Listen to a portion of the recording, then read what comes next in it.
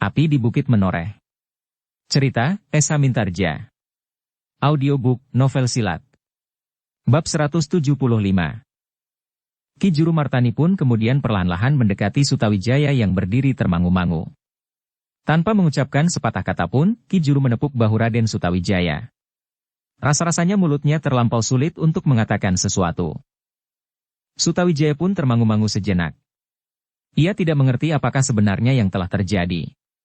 Sebagai seorang anak yang masih sangat muda, ia kurang mengerti arti dari payung yang berwarna kuning emas dan bernama Kanjeng Kiai Mendung itu. Ia memang pernah melihat songsong itu dimandikan pada bulan pertama di setiap tahun. Tetapi ia tidak terlampau banyak mengerti makna dari payung itu. Ayahandanya pun belum pernah menceritakan serba sedikit tentang payung itu kepadanya. Pamanda Ki Juru Martani, berkata Raden Sutawijaya.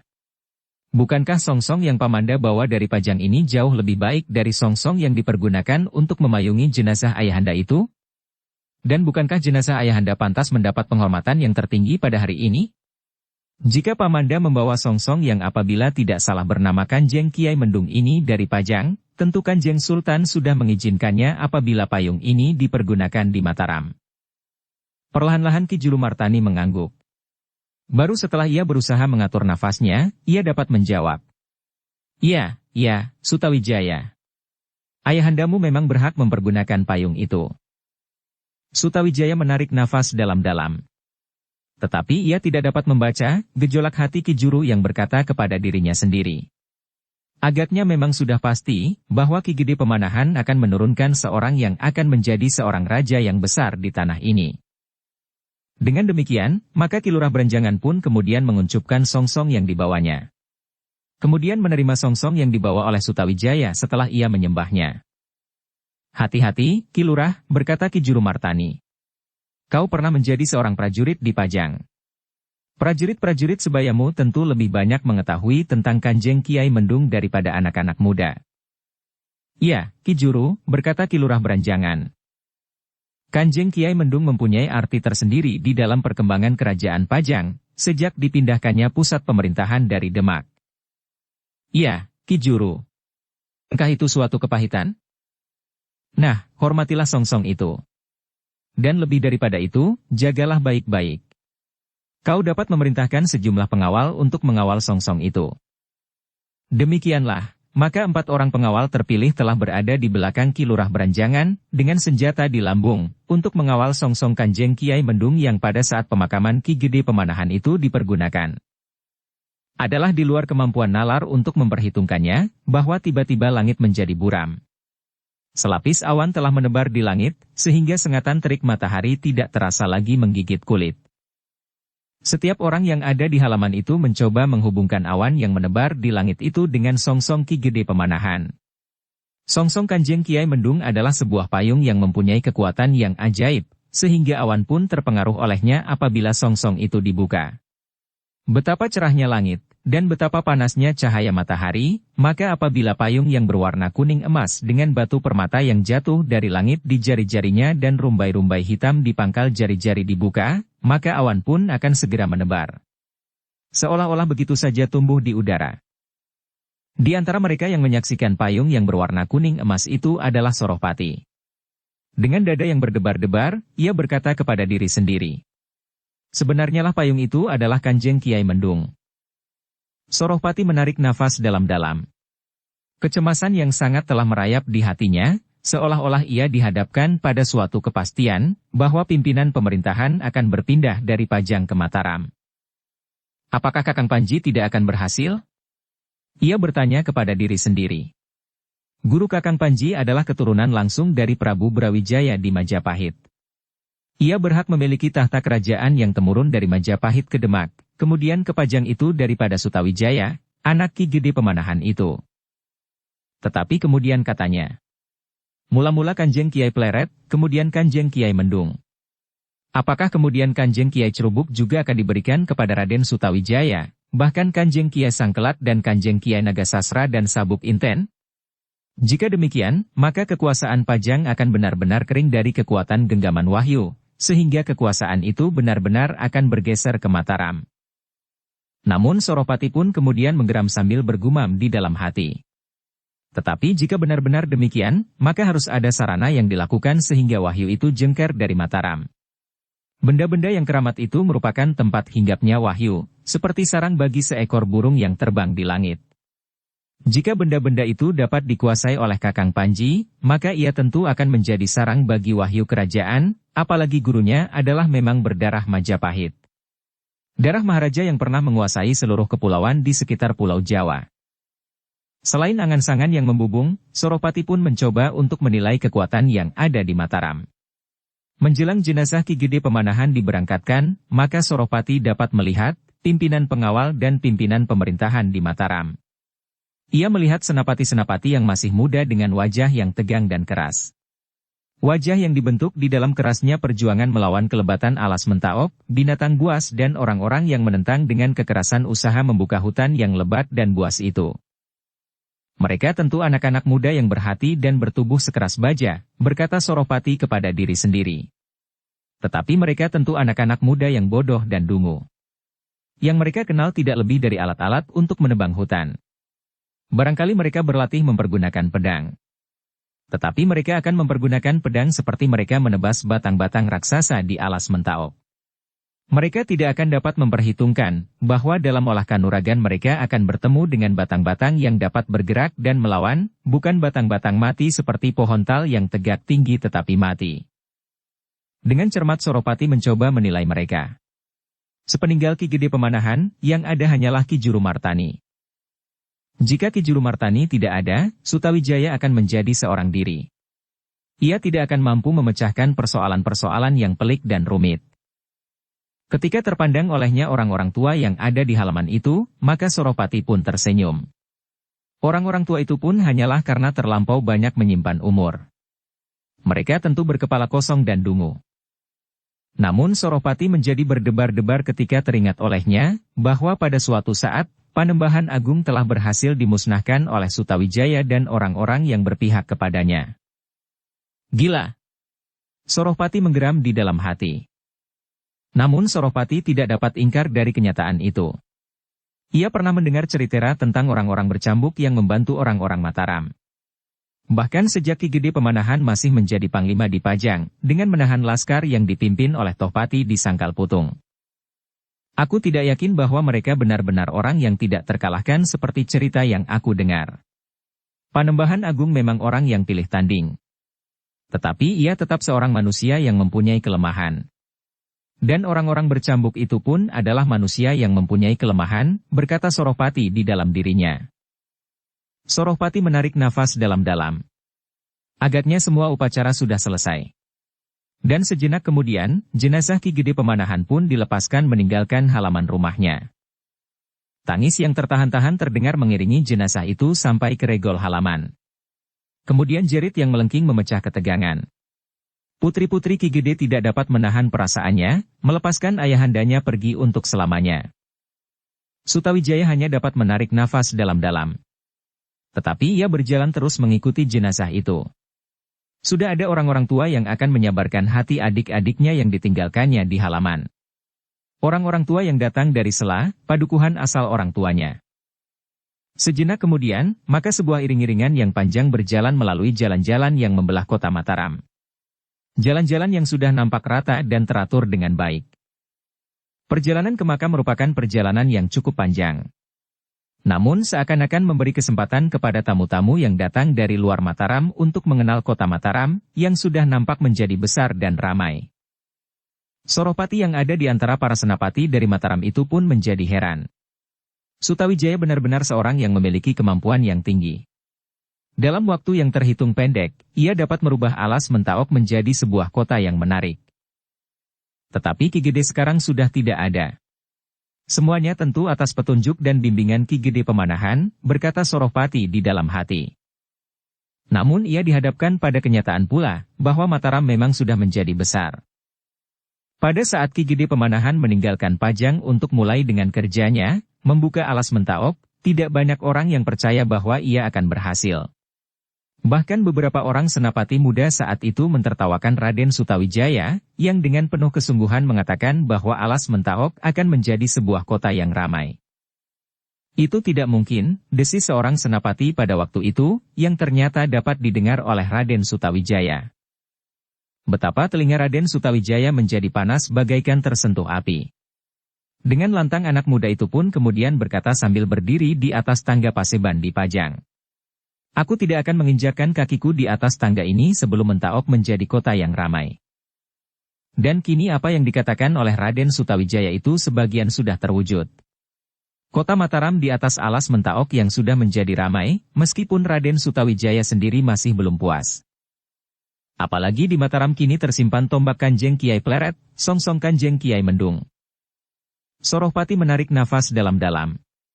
Mataram ternyata telah maju dengan pesatnya. Yang kemudian menjadi pertimbangan Sorohpati terutama ditujukan pada pusaka-pusaka yang ada di Mataram. Bagaimana pusaka-pusaka itu dapat dikuasainya? Tanpa Kanjeng Kiai Pleret, tanpa songsong Kanjeng Kiai Mendung, maka Sutawijaya tidak akan dapat mempertahankan wahyu kerajaan. Sorohpati termenung sejenak. Namun kemudian ia menggeram sambil berkata di dalam hati. Tidak. Desas-desus itu adalah desas-desus Ngayawara. Tentu dengan sengaja disebarkan oleh Ki Gede Pemanahan bahwa ia mendapatkan sebuah kelapa muda dipaga di dalam dapur rumah Kiai Ageng Giring. Dengan sengaja, Ki Gede membuat cerita seolah-olah kelapa muda itu mempunyai kekuatan yang ajaib bagi siapa yang dapat meneguk airnya sampai habis. Sorohpati menggigit bibirnya. Ia masih berjalan dalam iring-iringan para senapati dan pemimpin dari Pajang, mengikuti jenazah Ki Gede Pemanahan, dalam iring-iringan yang semakin lama menjadi semakin panjang.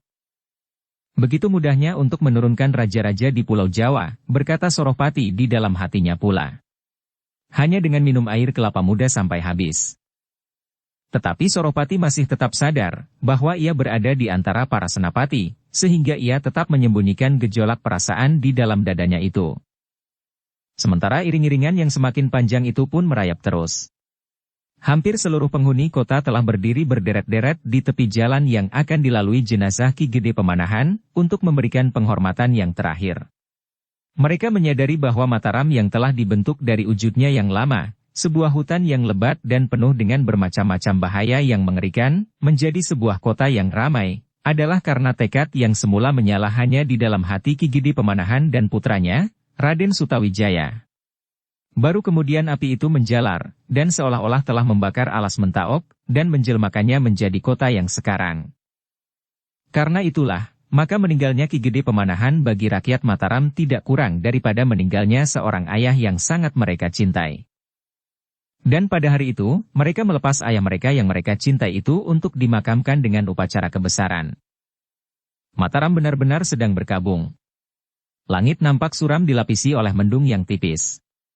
Tetapi awan yang kelabu itu nampaknya bukan awan yang cukup basah untuk menjatuhkan hujan. Seperti para senapati dan pemimpin dari Pajang dan sebagian besar orang-orang yang mengiringi jenazah itu, maka rakyat Mataram pun menghubungkan awan yang merata di langit itu dengan wafatnya Ki Gede Pemanahan dan songsong yang belum pernah mereka lihat sebelumnya. Kuning keemasan, dengan permata di jari-jarinya dan rumbai-rumbai yang berwarna hitam, yang letaknya agak lain dengan songsong yang pernah mereka lihat. Demikianlah, maka Ki Gede Pemanahan dimakamkan pada hari itu dengan upacara yang mengesankan. Pada saat terakhir nampak betapa Ki Gede Pemanahan benar-benar seorang yang besar, yang dihormati oleh kawan-kawannya dan disegani oleh lawan-lawannya. Meskipun Ki Gede Pemanahan sendiri selalu menghindarkan diri dari pertentangan, tetapi di dalam hidupnya ia tidak sepi dari kesalahan dan tidak luput pula dari pertentangan, yang dapat saja timbul karena 1001 macam sebab. Beberapa orang yang tidak dapat menahan perasaannya, dengan gelisah mengusap mata mereka yang basah. Bahkan bukan saja perempuan, tetapi ada juga beberapa orang laki-laki yang tidak dapat menahan hatinya menyaksikan upacara pemakaman Ki Gede Pemanahan itu. Sementara itu, Sorohpati dapat menyaksikan bahwa sebenarnya Mataram sudah mulai menjadi kuat. Tetapi Mataram masih belum merupakan bahaya yang sebenarnya bagi Pajang, jika Kanjeng Sultan bertindak tegas. Tetapi sebaliknya, Kanjeng Sultan malahan memberi ciri-ciri kebesarannya kepada Sutawijaya, seakan-akan Kanjeng Sultan Pajanglah yang dengan sengaja ingin memindahkan pusat pemerintahan ke Mataram. Tetapi Kanjeng Sultan harus ingat bahwa ia juga berputra seorang laki-laki. Pangeran Benawalah yang seharusnya menggantikan kedudukannya, karena Pangeran Benawa adalah putranya yang sebenarnya. Sedang Raden Sutawijaya adalah sekedar anak angkatnya. Persetan dengan desas-desus bahwa Sultan telah mengadakan hubungan dengan Nyai Gede Pemanahan, sehingga melahirkan Sutawijaya itu, namun tiba-tiba Suropati tersenyum. Cerita yang menarik untuk menjatuhkan martabat Sutawijaya sendiri. Bahkan mungkin dapat mengurangi kewibawaan Sultan Pajang. Suropati yang berada di antara para senapati itu tiba-tiba mengangguk-angguk di luar sadarnya, sehingga senapati yang duduk di sebelahnya menggamitnya sambil berbisik. "Kenapa kau, Kakang Suropati?" Oh, Suropati tergagap. Juga tanpa disadarinya ia mengusap matanya. Namun kemudian dengan sengaja ia berkata, "Mengharukan sekali. Mataram baru nampak mulai berkembang, Ki Gede sudah mendahului meninggalkan usaha yang mulai nampak hasilnya, dan meninggalkan Raden Sutawijaya berjuang sendiri meneruskan usaha yang besar itu." Senapati yang ada di sebelahnya mengangguk-angguk. Tetapi senapati itu berkata, "Raden Sutawijaya tidak sendiri." "Siapa?" "Ki Jurumartani?" Mungkin ia dapat membantu, tetapi Ki Jurumartani adalah orang yang lebih senang hidup menyendiri dan mempelajari olah kajian, daripada melihat kenyataan hidup dan berjuang untuk mengembangkannya. Tetapi tentu ia dapat memberikan banyak petunjuk. Jawab senapati itu. Selebihnya, tentu Kanjeng Sultan sendiri tidak akan membiarkannya. Terasa dada Suropati tergetar. Bahkan kemudian ia mengumpat di dalam hati. Oh, senapati yang dungu. Sebentar lagi Pajang tentu akan digilas oleh ketamakan Sutawijaya. Namun kemudian Suropati itu pun berkata pula di dalam hati. Memang keduanya harus dimusnahkan. Mataram, kemudian Pajang. Jika Kakang Panji dan gurunya berhasil membenturkan Pajang dan Mataram, maka separuh dari tugas kami sudah selesai. Sedangkan Pangeran Benawa bagi kami tidak akan ada artinya apa-apa. Meskipun secara pribadi dan dalam olah kanuragan ia memiliki kelebihan seperti ayahandanya, tetapi jiwanya sangat lemah dan seolah-olah hidup baginya hanyalah sebuah perjalanan yang tanpa tujuan selain menuju ke lubang kubur. Dan itu sebagian terbesar adalah kesalahan Karbet yang mabuk kamukten. Ia menghabiskan kesenangan dan kepuasan hidup bagi dirinya sendiri, sehingga anak laki-lakinya menjadi sangat prihatin menyaksikan cara hidupnya. Akhirnya Pangeran Benawa menjadi seorang pendiam yang sama sekali tidak bercita-cita. Namun dengan demikian, kedatangan Suropati ke Mataram ternyata mendapatkan banyak sekali bahan-bahan yang dapat diperbincangkan dengan orang yang disebutnya Kakang Panji. Ia tidak menghiraukan lagi tawanan yang tertangkap oleh Ki Jurumartani dan yang masih ditahan di Mataram. Persetan dengan orang itu, gumamnya di dalam hati. Ki Legawa sudah mati meskipun harus disertai oleh Ki Sanggabumi. Sayang, Ki Sanggabumi adalah seorang yang baik. Tetapi adalah tidak disangka-sangka bahwa ia harus mati sampiuh dengan Ki Legawa. Namun Ki Suropati tidak dapat menutup kenyataan bahwa hal itu sudah terjadi. Dan Ki Legawa bagi prajurit Pajang memang merupakan seorang perwira yang disegani, meskipun ia masih belum mencapai jenjang pangkat yang memadai. Mudah-mudahan Dadap Wereng tidak mati pula. Dan aku sempat berbuat sesuatu di hari mendatang. Keturunan Majapahit yang sebenarnya harus mendapatkan kembali kedudukannya, namun kemudian. Tetapi tidak hanya ada seorang keturunan Majapahit. Ada 2, 3, dan bahkan mungkin berpuluh-puluh, yang tersebar di Pulau Jawa dan Bali. Tetapi persetan. Suropati memang mengharap bahwa orang yang disebutnya Kakang Panji akan mendapatkan kemukten. Akan mendapatkan kedudukan yang tinggi, jika gurunya dapat menemukan kembali tahta Majapahit yang lenyap sejak berdirinya Demak. Memang nama Kakang Panji tidak akan dapat mengimbangi kebesaran nama Ki Gede Pemanahan dan putra angkat Sultan Pajang. Tetapi gurunya, keturunan langsung dari Majapahit, berkata Suropati di dalam hatinya. Dan berkali-kali ia menyebut di dalam hatinya itu, bahwa keturunan Majapahit akan mendapatkan tempatnya kembali. Demikianlah, maka jenazah Ki Gede pun telah dimakamkan dengan penghormatan yang besar, sesuai dengan perbuatan dan tindak tanduknya semasa hidupnya. Meskipun ada pihak-pihak yang tidak senang melihat tumbuhnya Mataram, namun ternyata bahwa sahabat-sahabat Ki Gede masih tetap menghormatinya. Setelah semua upacara pemakaman selesai seluruhnya, maka lautan manusia yang seolah-olah menenggelamkan seluruh makam itu pun mulai surut. Seperti saluran yang dibuka, maka mengalirlah orang-orang yang melayat itu ke segenap penjuru, meninggalkan makam Ki Gede Pemanahan. Makam yang ditandai dengan seonggok tanah merah dan 2 buah kayu maesan. Setumpuk taburan bunga serta asap kemenyan, menumbuhkan bau yang semerbak namun mengharukan. Beberapa orang tua, keluarga dan anak-anak muda yang dekat dengan Ki Gede Pemanahan, masih berdiri di sekitar makam yang baru itu. Ki Juru Martani memandang taburan bunga di seputar makam itu dengan wajah yang suram. Di sebelahnya, Raden Sutawijaya menggeretakkan giginya untuk menahan gejolak di dalam dadanya. Di belakang mereka adalah Kiai Gringsing, Ki Sumangkar, Ki Demang Sangkal Putung, Ki Waskita dan Agung Sedayu serta Swandaru. Mereka sama sekali tidak mengucapkan sepatah kata pun. Hanya sekali-kali kedua anak-anak muda itu mengerling kepada songsong yang berwarna kuning emas, yang masih tetap terbuka di tangan Ki Lurah Beranjangan. Marilah kita kembali, berkata Ki Juru kemudian. Raden Sutawijaya tidak menjawab. Sekilas ditatapnya wajah beberapa orang pengawal dan pengiring yang masih ada di sekitar makam itu. Kemudian di luar sadarnya, maka kepalanya pun menunduk dalam-dalam. Perlahan-lahan ia menggerakkan kakinya meninggalkan seonggok tanah yang masih merah dan ditaburi dengan setumpuk bunga itu. Ki Juru Martani pun kemudian menggamit Ki Lurah Beranjangan yang tunduk. Matanya menjadi merah dan kerongkongannya terasa panas. Payung itu harus ditutup, berkata Ki Juru. Pemakaman ini sudah selesai. Ki Lurah Beranjangan tergagap. Kemudian perlahan-lahan ia menengadahkan wajahnya memandang jari-jari payung yang dibawanya. Jari-jari payung yang dihiasi dengan batu permata yang diketemukan jatuh dari langit. Perlahan-lahan, terloncat kata-kata dari bibirnya. Kanjeng Kiai Mendung. Ki Juru, apakah artinya bahwa Kanjeng Kiai Mendung berada di Mataram? Ki Juru menggelengkan kepalanya. Katanya. Kita tidak dapat berbicara di sini. Marilah kita kembali. Aku akan mengatakan sesuatu kepadamu. Demikianlah, maka Ki Lurah Beranjangan pun menutup songsong yang berwarna kuning emas itu. Kemudian dipandunya songsong itu seperti memandu sebatang tombak pusaka. Hampir di luar sadar, beberapa orang bersama-sama menengadahkan wajahnya ke langit. Tepat pada saat upacara selesai, mendung bagaikan mengalir ke utara. Langit menjadi jernih dan matahari mulai memancarkan panasnya serasa membakar kulit. Angin mulai bertiup, desis seseorang. Dan mendung pun hanyut ke utara. Kawannya mengangguk-angguk. Tetapi matanya mengerling kepada payung yang sudah tertutup. Payung yang disebut Kanjeng Kiai Mendung. Agaknya kawannya yang mula-mula berbicara, melihat tatapan mata kawannya itu. Maka katanya, apakah kau menganggap bahwa karena Kanjeng Kiai Mendung ditutup, maka langit pun menjadi cerah dan mendung ini hanyut ke utara? Kawannya ragu-ragu. Tetapi akhirnya ia mengangguk kecil.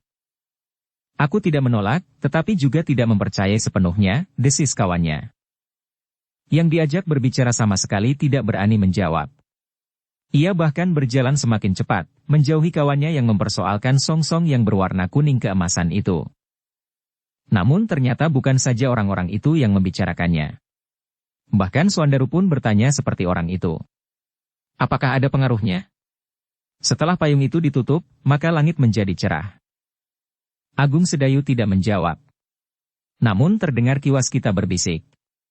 Angger Swandaru. Apakah kau merasakan silirnya angin?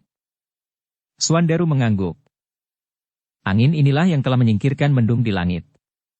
Mendung yang tipis, sehingga dengan mudahnya hanyut oleh angin yang semilir. Dan songsong itu. Ki Waskita tersenyum. Katanya. Lihatlah. Di utara mendung itu bagaikan tertimbun di lereng Gunung Merapi. Itu adalah mendung yang sebenarnya, karena dengan sedikit permainan aku dapat membuat mendung semu. Namun meskipun kita berada di bawah mendung yang tebal menggantung di langit, sengatan matahari tentu masih akan terasa menggigit tubuh kita. Swandaru mengerutkan keningnya. Ia tidak begitu mengerti maksud Ki Waskita.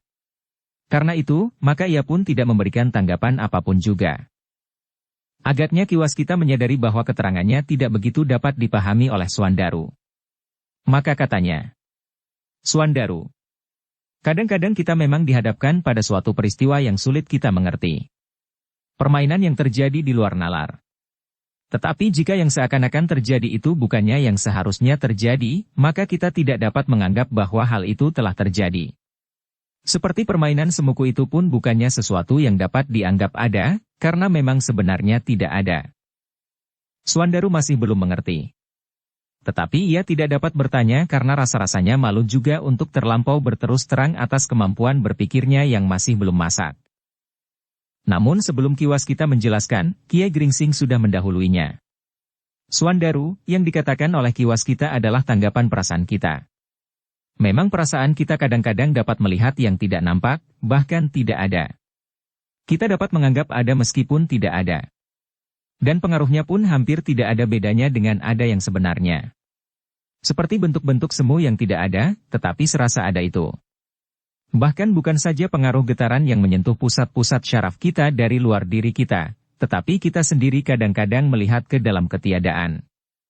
Jika kita tidak mampu lagi mengendalikan perasaan yang demikian, maka kita tidak lagi dapat disebut sadar. Suandaru menarik nafas dalam-dalam. Samar-samar ia dapat mengerti maksud gurunya. Dan di luar sadarnya ia berpaling kepada Agung Sedayu. Agaknya Agung Sedayu pun memperhatikan pula keterangan Ki Waskita dan gurunya, sehingga dahinya masih nampak berkerut-merut. Suandaru tidak bertanya lagi. Sekali lagi ia menengadahkan wajahnya. Langit memang sudah menjadi cerah. Dan sebuah pertanyaan timbul di dalam dirinya. Apakah pada saat songsong Kiai Mendung dibuka aku tidak melihat awan yang sebenarnya di langit? Atau aku memang melihat awan yang kebetulan saja menebar dan perlahan-lahan, ditiup angin ke utara? Seperti Suandaru, Agung Sedayu ternyata tertarik juga pada pembicaraan itu. Sambil mengangguk-anggukan kepalanya ia berkata di dalam hatinya. Sudah 3-4 hari awan yang tipis berarak dan kemudian berkumpul di lereng Merapi seperti sekarang ini. Hampir bersamaan waktunya di setiap hari. Kemarin tanpa songsong Kiai Mendung, awan juga menebar tipis di langit seperti 2 dan 3 hari yang lalu. Namun demikian, baik Agung Sedayu maupun Suandaru tidak dapat menghindarkan diri dari perasaan yang aneh terhadap songsong Kanjeng Kiai Mendung itu. Seolah-olah songsong itu memang memiliki pengaruh yang luas atas keadaan di seputarnya. Meskipun demikian, keduanya tidak membicarakannya lagi. Mereka berjalan saja di dalam iring-iringan yang sudah menjadi semakin pendek. Beberapa langkah di hadapan mereka, Ki Lurah Berenjangan berjalan bersama Raden Sutawijaya. Sedang Ki Juru Martani berjalan justru di belakangnya, seorang diri sambil menundukkan kepalanya. Seolah-olah ia memang sedang tidak ingin diganggu, karena angan-angannya yang sedang mengembara ke dunia yang asing. Dukung channel Novel Silat dengan subscribe, follow, like, komen dan share. Iring-iringan itu berjalan perlahan-lahan meninggalkan makam Ki Gede Pemanahan. Seakan-akan masing-masing berjalan menuruti langkah kakinya sambil menundukkan kepala. Seakan-akan yang satu tidak menghiraukan yang lain. Beberapa langkah lagi di belakang Kiai Gringsing dan sekelompok kawan-kawannya dari Sangkal Putung dan Ki Waskita, beberapa orang pemimpin dan senapati dari Pajang berjalan pula dengan kepala tunduk. Mereka masing-masing seolah-olah sedang dihanyutkan oleh angan-angan mereka seperti juga Ki Juru Martani. Namun tiba-tiba Ki Juru mengangkat wajahnya. Dipandanginya Raden Sutawijaya yang berjalan di hadapannya, diiringi oleh Ki Lurah Beranjangan. Mumpung para senapati dan pemimpin dari Pajang ada di sini, katanya kepada diri sendiri. Apa salahnya jika aku menyampaikan kepada mereka keputusan Kanjeng Sultan Hadiwijaya di Pajang? Mungkin 1-2 orang pemimpin itu sudah tahu, bahkan sudah diajak memperbincangkan kemungkinan-kemungkinannya. Jika belum, biarlah mereka mengetahui keputusan Kanjeng Sultan bahwa Raden Sutawijaya telah diangkat menjadi senapati Inggalaga yang berkedudukan di Mataram. Ki Juru mengangguk-angguk. Ia sudah mendapat kepastian bahwa ia akan melakukannya. Tentu hal itu akan menimbulkan berbagai tanggapan. Tetapi lambat atau cepat, pengangkatan itu memang harus diumumkan. Karena itulah maka Ki Juru tidak lagi berjalan dengan kepala tunduk. Ketika ia berpaling dan melihat Kiai Gringsing berjalan di belakangnya, maka ia pun memperlambat langkahnya. Kiai, berkata Ki Juru ketika Kiai Gringsing sudah berjalan di sisinya. Aku mempunyai pertimbangan khusus mengenai songsong Kanjeng Kiai Mendung dan pesan Kanjeng Sultan tentang Raden Sutawijaya. Maksud, Ki Juru? Penggeram di dalam hati. Aku akan memanfaatkan kehadiran para pemimpin dan senapati Pajang atas wisuda yang diberikan kepada Raden Sutawijaya, atas perkenan Kanjeng Sultan Pajang. Wisuda yang manakah yang Ki Juru maksudkan? Ki Juru menarik nafas dalam-dalam. Beberapa kali ia berpaling. Agaknya hanya sekelompok kecil dari Sangkal Putung dan Ki Waskita sajalah yang berjalan bersamanya. Maka katanya, tentu Ki Waskita sudah mengatakan tentang wisuda bagi Raden Sutawijaya. Kiai Gringsing mengangguk-angguk. Ia memang sudah mendengar serba sedikit. Tetapi persoalannya tentu masih belum cukup jelas. Karena itu maka katanya, sebagian kecil dari persoalan itu memang sudah aku dengar. Begini, Kiai, berkata Ki Juru. Ternyata bahwa Kanjeng Sultan benar-benar mengasihi Raden Sutawijaya. Kiai Gringsing mengangguk-angguk. Sementara itu, Ki Juru Martani menjelaskan rencananya kepada Kiai Gringsing. Bukankah sudah pernah aku ceritakan meskipun serba sedikit tentang wisuda yang barangkali sudah dilengkapi oleh Ki Waskita? Songsong kuning yang ternyata Kanjeng Kiai mendung itu, tentu mempunyai arti tersendiri. Memang Ki Waskita pernah menceritakan tentang wisuda yang tidak dihadiri oleh Raden Sutawijaya, menjadi Senapati Inggalaga. Ki Waskita juga menceritakan betapa tulus pengangkatan yang dikurniakan kepada Raden Sutawijaya itu, menilik sikap dan tekanan kata-kata Kanjeng Sultan pada waktu itu. Ya, sahut Ki Juru. Apalagi setelah ternyata bahwa songsong berwarna kuning itu adalah Kanjeng Kiai Mendung. Maka sudah pastilah kedudukan Raden Sutawijaya itu. Jadi, aku akan mengumumkan di hadapan para senapati dan pimpinan pemerintahan Pajang yang hadir di sini.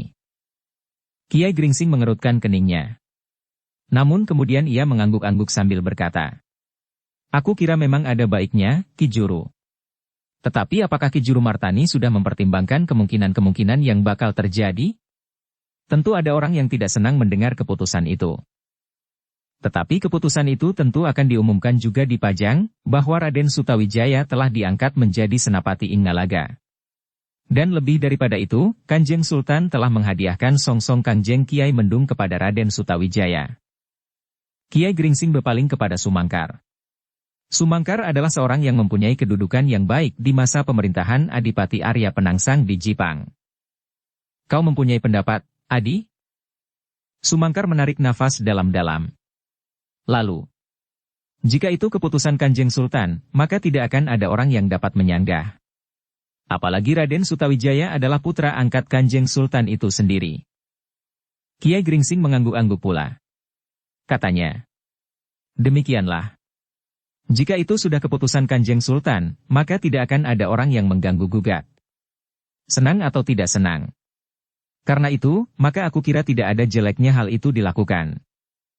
Ki Juru memandang Kiai Gringsing sejenak. Kemudian memandang Raden Sutawijaya yang berjalan di depan dengan kepala tunduk. Baiklah. Aku akan melakukannya. Malam nanti tamu-tamu dari Pajang masih akan bermalam di Mataram. Aku akan mempergunakan kesempatan itu. Sekaligus mengumumkan kepada rakyat Mataram. Namun hal itu tentu akan mempengaruhi juga kedewasaan berpikir Raden Sutawijaya. Dengan demikian, ia merasa menjadi seorang yang benar-benar sudah dewasa dan bertanggung jawab atas suatu keadaan yang tidak dapat dianggap sambilan saja. Apalagi Raden Sutawijaya tidak lama lagi akan menjadi seorang ayah, karena putri dari Kalinyamat itu sudah saatnya melahirkan. Kiai Gringsing masih saja mengangguk-angguk. Memang tidak ada sikap lain yang lebih baik dari mengiyakan rencana Ki Juru Martani itu. Demikianlah, maka agaknya Ki Juru sudah berniat bulat untuk mempergunakan kesempatan itu. Karena itu, maka pembicaraan yang dilakukan di sepanjang jalan itu, ternyata justru telah melahirkan sikap yang penting bagi Mataram dan bagi Raden Sutawijaya pribadi, setelah ia ditinggalkan oleh ayahandanya, Ki Gede Pemanahan. Ternyata Ki Juru Martani benar-benar melaksanakan maksudnya. Malam itu para tamu dari Pajang masih bermalam satu malam lagi di Mataram. Mereka masih ingin memberikan sedikit hiburan bagi keluarga Ki Gede yang ditinggalkan. Jika mereka langsung meninggalkan Mataram, maka rumah Ki Gede tentu akan terasa menjadi sangat sepi. Kiai Gringsing, berkata Ki Juru kepada Kiai Gringsing yang berada di gandok bersama Ki Sumangkar, Ki Waskita, Ki Demang Sangkal Putung dan Agung Sedayu serta Suandaru. Aku persilahkan Kiai naik ke pendapa bersama para sesepuh ini. Aku akan mengumumkan wisuda itu sekarang. Ki Juru, silahkanlah. Sebaiknya aku tidak menemui para pemimpin Pajang itu pada saat yang demikian. Aku akan berada di halaman, di bawah bayang-bayang yang suram, untuk mengetahui akibat dari pengumuman Ki Juru. Ah, itu tidak perlu. Kiai adalah orang yang kami anggap telah ikut mengasuh Mataram sejak lahirnya. Terima kasih, Ki Juru. Silahkan. Aku tidak tahu kenapa aku ingin berbuat demikian. Ki Juru menarik nafas dalam-dalam. Ia mengerti bahwa Kiai Gringsing adalah orang yang tidak suka menampakkan diri. Bahkan ia lebih senang tidak dikenal sama sekali. Dan karena itulah maka, ia lebih senang tinggal di Dukuh Pakuwon daripada menyebut dirinya seorang yang berdarah Majapahit. Karena itu, Ki Juru tidak memaksanya. Dalam pada itu di pendapa, para tamu dari Pajang sedang duduk sambil berbicara di antara mereka.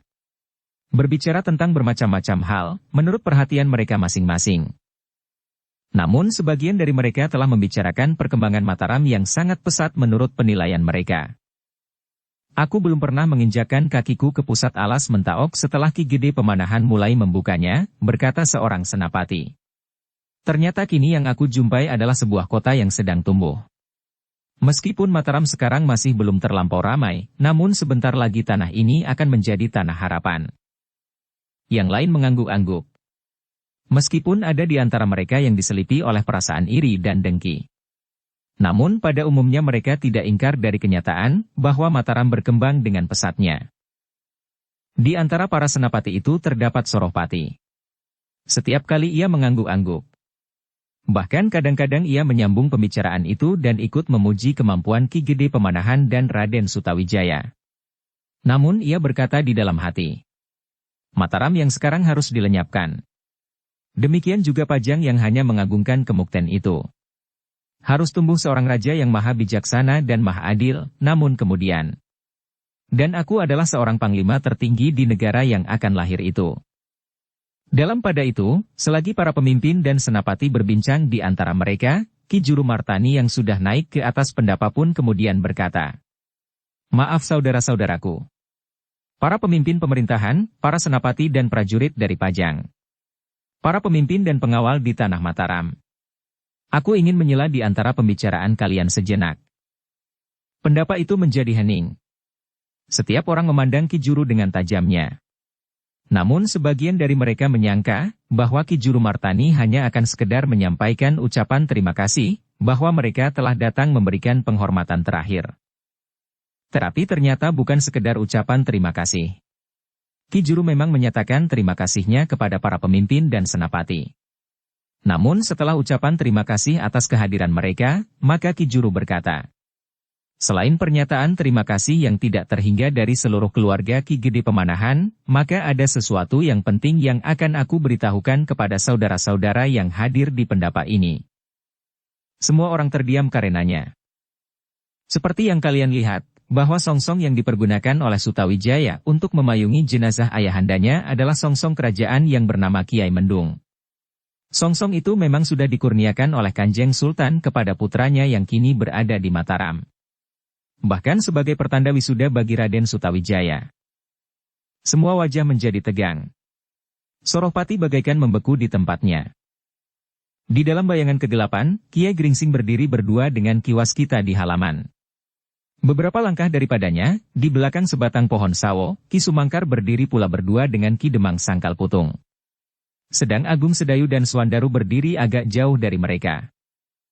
Tetapi mereka sama sekali tidak menarik perhatian, karena di halaman itu memang berdiri beberapa orang pengawal dan orang-orang Mataram yang ikut mendengarkan penjelasan Ki Juru Martani. Bahkan ada pula di antara mereka yang duduk di tangga pendapa. Kisanak semuanya, berkata Ki Juru pula. Adalah tidak salah jika pada saat ini aku menyatakan keputusan yang sangat bijaksana bagi Raden Sutawijaya. Sebagai putra Kanjeng Sultan Hadiwijaya yang bertahta di Pajang, maka Raden Sutawijaya mendapat wisuda sebagai senapati Inggalaga di Mataram. Keterangan itu memang mengejutkan sekali. Bahkan Sutawijaya sendiri terkejut, meskipun Ki Juru Martani sudah mengatakan serba sedikit tentang pesan Kanjeng Sultan. Tetapi keterangan yang dinyatakan terbuka di hadapan para pemimpin dan senapati itu, telah membuat dadanya menjadi berdebar-debar. Kiai Gringsing dan kawan-kawannya melihat, berbagai tanggapan nampak pada wajah para senapati dan pemimpin pemerintahan yang hadir di pendapa.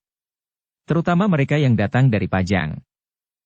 Pemimpin dari Mataram, terutama Ki Lurah Beranjangan, tidak dapat menyembunyikan kegembiraan hati atas pengakuan itu. Dalam sekejap semua prasangka dan keraguan-raguan atas Kanjeng Sultan Hadiwijaya di Pajang pun lenyap. Namun bagi pemimpin-pemimpin dari Pajang, pernyataan itu telah mendapat penilaian khusus. Mereka tidak tergesa-gesa menanggapi dengan sikap dan perkataan. Tetapi dari sorot mata mereka dan perubahan wajah, nampak bahwa ada di antara mereka yang menyambut dengan besar hati, tetapi ada yang kecewa dan berhati-hati. Tetapi tanggapan yang bermacam-macam itu memang sudah diduga oleh Ki Juru Martani. Karena itu ia tidak terkejut lagi. Bahkan ia berbicara seterusnya. Kisanak. Sudah barang tentu kurnia derajat dan pangkat itu merupakan beban yang tidak ringan bagi Raden Sutawijaya. Namun sebagai putra Kanjeng Sultan, maka sudah sepantasnya ia menerima dengan penuh rasa tanggung jawab. Bukan sekedar sudi menerima derajatnya saja, tetapi juga harus menerima beban yang ada akibat derajat itu. Tegasnya, harus menerima hak dan sekaligus kewajiban yang timbul karenanya. Para pemimpin dan senapati Pajang yang ada di pendapa itu mengangguk-angguk. Tetapi mereka masih berhati-hati sekali menanggapi pernyataan Ki Juru Martani. Bukan karena mereka tidak percaya, karena pada umumnya mereka sudah mengenal Ki Juru Martani dengan baik, sebagai seorang yang pernah menjadi saudara seperguruan dengan Ki Gede Pemanahan, tetapi juga dengan Kanjeng Sultan di Pajang dan Ki Penjawi. Senopati yang mendengarkan pernyataan Ki Juru Martani itu dengan saksama, menjadi berdebar-debar pula. Dengan demikian berarti bahwa kedudukan Raden Sutawijaya telah diakui dan dinyatakan dengan resmi. Senapati Inggalaga di Mataram. Agaknya Kanjeng Sultan menyadari sepenuhnya, bahwa ada orang yang dengan sengaja ingin membenturkan Pajang dan Mataram, berkata Sorowpati di dalam hatinya. Dan pengangkatan ini adalah jawaban langsung dari usaha tersebut. Mau tidak mau, Sorowpati harus mengakui ketajaman sikap Kanjeng Sultan menghadapi orang-orang yang menentang tumbuhnya Mataram. Bahkan Sorowpati berkata di dalam hati. Apakah Kanjeng Sultan sudah mengetahui pula usaha Kakang Panji, bukan saja menghapus Mataram yang sedang tumbuh, tetapi juga Pajang? Tetapi Sorowpati tidak mau mengambil kesimpulan sendiri. Ia masih mempunyai beberapa orang kawan. Orang yang disebutnya Kakang Panji dan Dadapwareng. Merekalah yang harus menentukan sikap terakhir menghadapi perkembangan Mataram. Pernyataan Ki Juru Martani itu tidak diperpanjang lagi. Ia mengakhiri keterangannya dengan ucapan terima kasih sekali lagi. Dan dengan rendah hati ia berkata, tentu Raden Sutawijaya akan memerlukan bantuan dari Kisanak sekalian. Baik yang ada di Mataram, maupun yang berada di luar Mataram. Kiai Gringsing dan kawan-kawannya yang ada di luar pendapa, mencoba untuk menangkap kesan dari para pemimpin di Pajang. Tetapi mereka tidak mendapatkan jawaban yang pasti. Wajah-wajah yang ada di pendapa tidak menunjukkan sikap tertentu, sehingga yang membayang adalah keterkejutan mereka saja. Selebihnya adalah sikap yang kabur. Ketika malam telah lampau, dan para senapati serta pemimpin dari Pajang yang bermalam di Mataram sudah berada kembali di dalam bilik masing-masing, maka mereka masih saja memperbincangkan wisuda yang diterima oleh Raden Sutawijaya tanpa menghadap Kanjeng Sultan ke Pajang. Suatu peristiwa yang sepanjang pengetahuan mereka belum pernah terjadi di Pajang, bahkan Demak. Tetapi Raden Sutawijaya adalah putra terkasih, berkata beberapa orang senapati di dalam hati. Sutawijaya menanggapi pengangkatannya dengan hati yang buram. Sebagian dari perasaannya masih tercekam oleh meninggalnya Ki Gede Pemanahan. Sebagian lagi oleh kebingungan. Justru karena Kanjeng Sultan telah mengaruniakan pangkat yang cukup tinggi baginya. Apakah artinya semua ini, desisnya? Tetapi yang pasti bagi Senapati adalah keharusan Senapati untuk mempertanggungjawabkan jabatannya itu kepada Kanjeng Sultan pada saat-saat tertentu. Dalam cengkaman kebimbangan, Raden Sutawijaya duduk di sudut gandok seorang diri. Dipandanginya malam yang gelap, yang menyelubungi seluruh wajah tanah Mataram yang sedang berkembang itu. Raden Sutawijaya berpaling, ketika didengarnya langkah mendekat. Dilihatnya Ki Lurah Beranjangan perlahan-lahan mendekatinya dengan kepala tunduk. Marilah, Paman, berkata Sutawijaya sambil bergeser. Ki Lurah Beranjangan duduk di sebelahnya. Sekali ia menarik nafas dalam-dalam. Kemudian katanya, keterangan Ki Juru Martani membuat aku dan orang-orang lain yang mendengarnya sangat terkejut. Iya, jawab Sutawijaya. Aku tidak tahu, apakah maksud Ki Juru mengumumkannya di hadapan pemimpin-pemimpin di Pajang sendiri, dan justru pada saat kita baru saja memakamkan Ki Gede Pemanahan, berkata Lurah Beranjangan. Aku juga tidak tahu, Paman. Tetapi barangkali Ki Juru hanya mengambil kesempatan, mumpung mereka berada di Mataram menghadiri pemakaman ayahanda. Tetapi bukankah wisuda itu akan diumumkan di Pajang oleh Kanjeng Sultan sendiri? Dan bukankah wisuda itu tidak cukup dengan sebuah pernyataan seperti yang dikatakan oleh Ki Juru? Sutawijaya mengangguk-angguk. Raden. Pada saatnya Raden tentu akan hadir di Pendapa Agung Istana Pajang. Raden akan duduk di sebelah kiri ayahanda Kanjeng Sultan dengan pakaian kebesaran, karena Angger adalah Senapati Inggalaga di Mataram. Meskipun jabatan itu adalah jabatan keprajuritan, namun menurut pertimbangan Kanjeng Sultan, Mataram yang sedang tumbuh ini memang perlu mendapat penanganan yang khusus, dibanding dengan daerah-daerah yang lain. Raden Sutawijaya tidak menyahut. Raden, berkata Ki Lurah selanjutnya. Jika aku tidak mengingat bahwa di Pendapa banyak tamu, aku sudah menangis mendengar kurnia Sultan di Pajang. Hanya aku tidak mengerti kenapa begitu saja wisuda itu sudah terjadi. Ia berhenti sejenak. Lalu. Tetapi aku mempunyai dugaan bahwa Ki Juru baru mendengar rencana wisuda itu. Pelaksanaannya tentu akan dilakukan di Pajang. Tetapi Raden Sutawijaya menggelengkan kepalanya. Tidak, Paman. Ayahanda Sultan tahu pasti bahwa aku tidak akan datang ke Pajang. Aku tidak akan naik ke Pendapa Agung sebelum usahaku menjadikan Mataram sebuah negeri yang ramai ini berhasil. Tetapi Raden, aku sudah berketetapan hati. Ki Lurah Beranjangan menarik nafas dalam-dalam. Namun di dalam hati ia bergumam. Alangkah kerasnya hati anak muda ini. Dengan demikian, maka untuk beberapa saat lamanya keduanya hanya saling berdiam diri. Raden Sutawijaya memang sudah tidak dapat dilunakkan lagi hatinya. Ia tidak akan pergi ke Pajang sebelum Mataram menjadi ramai. Tetapi Ki Lurah Beranjangan kemudian bertanya kepada diri sendiri. Apakah batasan dari negeri yang ramai itu? Mataram sekarang sudah menjadi ramai dan besar dibandingkan dengan tempat-tempat yang lebih kecil. Tetapi memang masih kecil dan sepi dibandingkan dengan Pajang. Tetapi jika Raden Sutawijaya menunggu Mataram menjadi ramai seperti Pajang, maka untuk menghadap ayahanda angkatnya ia memerlukan waktu 20 atau 25 tahun lagi. Ki Lurah Beranjangan terperanjat ketika ia mendengar Raden Sutawijaya berkata, Paman, aku menerima wisuda itu dengan sangat hati-hati. Apakah Raden masih saja dibayangi kecurigaan? Bukan kecurigaan, tetapi sikap hati-hati. Kak Lurah menarik nafas dalam-dalam. Tetapi kepalanya terangguk-angguk lemah. Untuk beberapa saat lamanya, mereka berdua masih duduk di tempatnya. Namun kemudian Ki Lurah Beranjangan pun mempersilahkan Raden Sutawijaya untuk beristirahat. Raden. Malam menjadi semakin larut. Raden Sutawijaya mengangguk. Tidurlah, Raden. Sebaiknya Raden bersikap wajar, agar keluarga Raden yang baru saja mengalami kesusahan tidak terpengaruh. Agaknya mereka kini menggantungkan diri kepada Raden Sutawijaya. Raden Sutawijaya mengangguk lagi. Malam sudah larut. Raden Sutawijaya pun kemudian berdiri dan melangkah masuk ke ruang dalam. Dilihatnya beberapa orang keluarganya sudah tidur di dalam bilik masing-masing. Tetapi ada di antara mereka yang masih terbangun. Sebenarnya lah mereka sekarang memandang aku sebagai tiang induk. Jika aku lemah dan apalagi miring, maka hati mereka pun menjadi semakin kecut menghadapi gelombang kehidupan yang rumit ini. Sutawijaya pun kemudian duduk di antara adik-adiknya dan mencoba berbicara dengan mereka tentang persoalan-persoalan yang dapat membelokkan perhatian mereka terhadap kepedihan hati yang baru saja mereka alami. Ketika matahari di esok paginya sudah hampir muncul di ujung pagi, barulah Sutawijaya itu lelap sejenak. Hanya sejenak, karena ia pun harus segera bangun.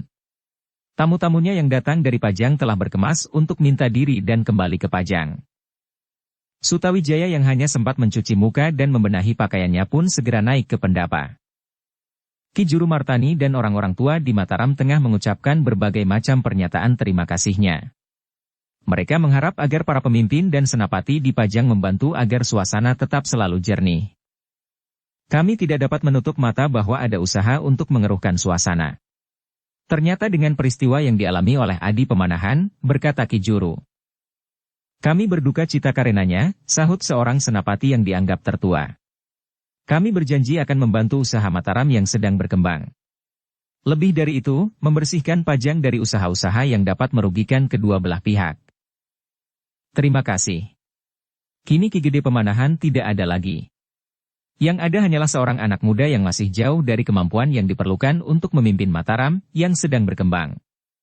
Karena itu, Raden Sutawijaya memerlukan bantuan sejauh-jauhnya. Hanya orang-orang yang dengki dan iri hati sajalah yang sampai saat ini berusaha untuk menggagalkan usaha Ki Gede Pemanahan, berkata Sorohpati. Apalagi ketika aku sudah melihat dengan mata kepala sendiri perkembangan Mataram sampai saat ini.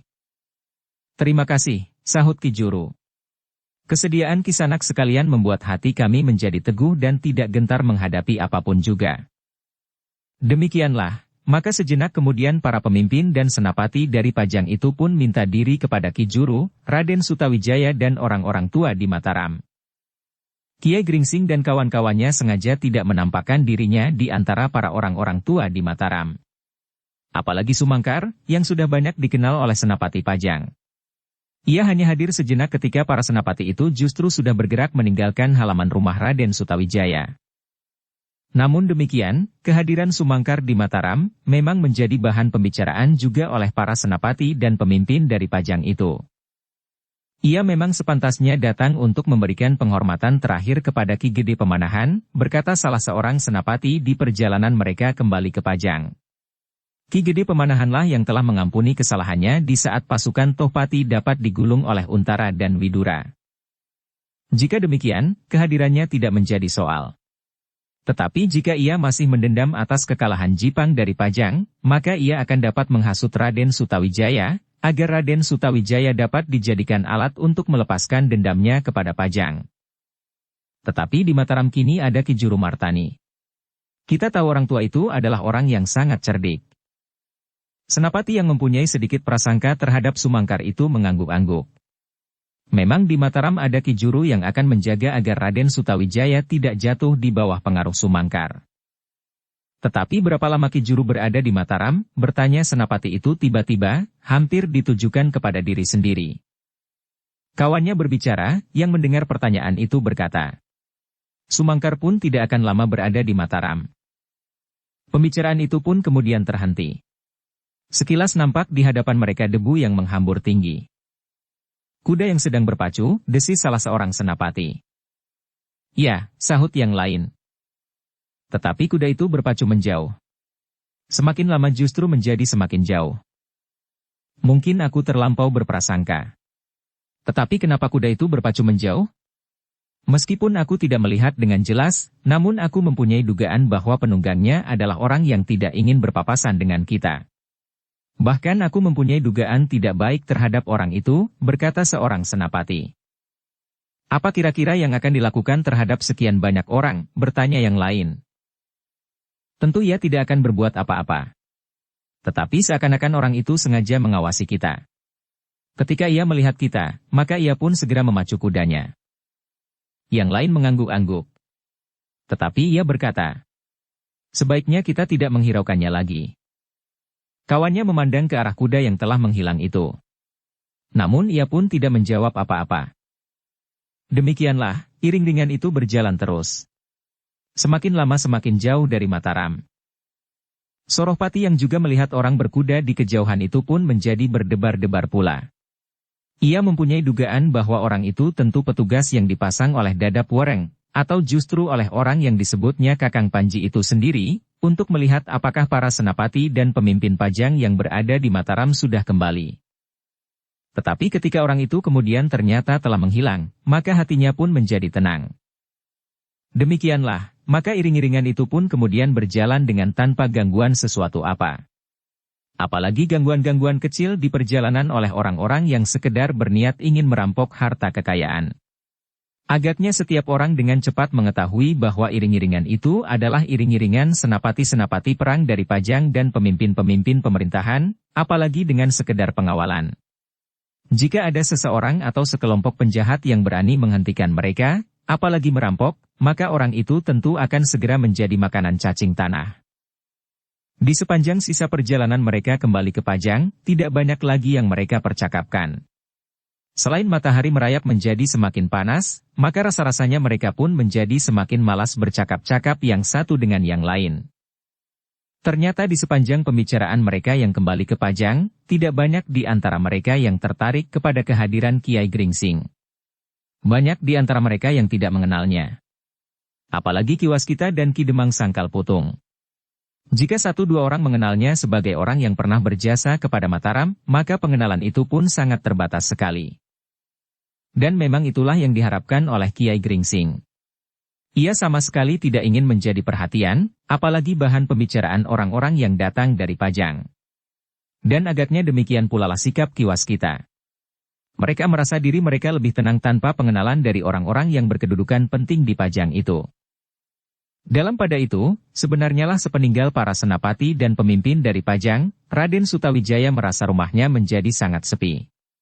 Meskipun di rumah itu masih ada Kiai Gringsing, Ki Sumangkar, Ki Waskita, Ki Demang Sangkal Putung dan kedua anak-anak muda murid Kiai Gringsing itu. Hilangnya seorang saja dari penghuni rumah itu, serasa sebagian hidupnya telah hilang pula, karena yang seorang itu adalah ayahandanya, Ki Gede Pemanahan. Tetapi bahwa Ki Juru Martani akan tinggal untuk sementara di Mataram, membuat hatinya agak terhibur sedikit. Ki Juru adalah saudara seperguruan dengan ayahandanya. Namun hubungannya bagaikan saudara sekandung sendiri. Tidak ada lagi masalah yang membatasi antara keduanya. Seolah-olah persoalan Ki Gede Pemanahan adalah persoalan pula bagi Ki Juru Martani, dan demikian pula sebaliknya. Kekalahan Jipang dari Pajang, sebagian juga karena pertimbangan-pertimbangan dan perhitungan-perhitungan yang diberikan oleh Ki Juru Martani itu. Namun sudah barang tentu bahwa waktu-waktu berikutnya tidak akan dapat menahan Kiai Gringsing dan kawan-kawannya lebih lama lagi. Mereka masih dapat menahan diri barang 1-2 hari di Mataram. Namun mereka pun mempunyai kepentingan mereka sendiri. Apalagi apabila mereka mengingat bahwa perjalanan mereka adalah perjalanan yang khusus. Mereka pergi dari Sangkal Putung untuk melamar seorang gadis dari tanah perdikan Menoreh. Dan perjalanan mereka agaknya telah tertunda-tunda oleh beberapa sebab. Karena itu, maka datang pula saatnya mereka harus meninggalkan Mataram. Terlebih-lebih lagi Ki Demang Sangkal Putung yang gelisah. Ia sudah terlampau lama meninggalkan kademangannya, istri dan anak gadisnya. Perjalanan yang demikian itu belum pernah dilakukannya sebelumnya. Bahkan ia masih saja merasa ngeri mengenang apa yang terjadi di mulut Padepokan Panembahan Agung. Jika saat itu ia dan Suandaru ikut tertimbun di bawah reruntuhan kekayuan dan batu-batu pada sebesar kerbau, maka apakah yang akan terjadi dengan Sangkal Putung dan Sekar Mirah? Apalagi jika Agung Sedayu ikut serta tertimbun di bawahnya? Ki Demang Sangkal Putung menarik nafas panjang sambil bersyukur jika ia menyadari bahwa ia masih selamat segar bugar. Demikian juga anak laki-lakinya Suandaru dan Agung Sedayu, anak muda yang mempunyai hubungan batin dengan anak gadisnya itu. Dengan demikian, maka Ki Demang Sangkal Putung pun kemudian minta kepada Kiai Gringsing, agar mereka melanjutkan perjalanan kembali ke Sangkal Putung, karena agaknya Sutawijaya telah berhasil mengatur perasaannya. Tetapi sebelum mereka minta diri, Mataram dikejutkan oleh kehadiran seorang senapati muda yang memacu kudanya menyusur jalan-jalan kota yang terasa sepi, diiringi oleh beberapa orang pengawal. Para penjaga pintu gerbang seakan-akan terpesona melihat kehadirannya yang tiba-tiba dan tergesa-gesa, sehingga mereka seakan-akan tidak sempat menyapanya. Apalagi para penjaga itu pun sebagian sudah mengenal bahwa yang datang itu adalah senapati yang bertanggung jawab atas daerah Pajang di bagian selatan. Sebenarnya lah yang datang adalah Untara. Dengan tanpa menghiraukan orang-orang yang memandanginya dengan heran, ia langsung menuju ke pusat kota, ke rumah Raden Sutawijaya.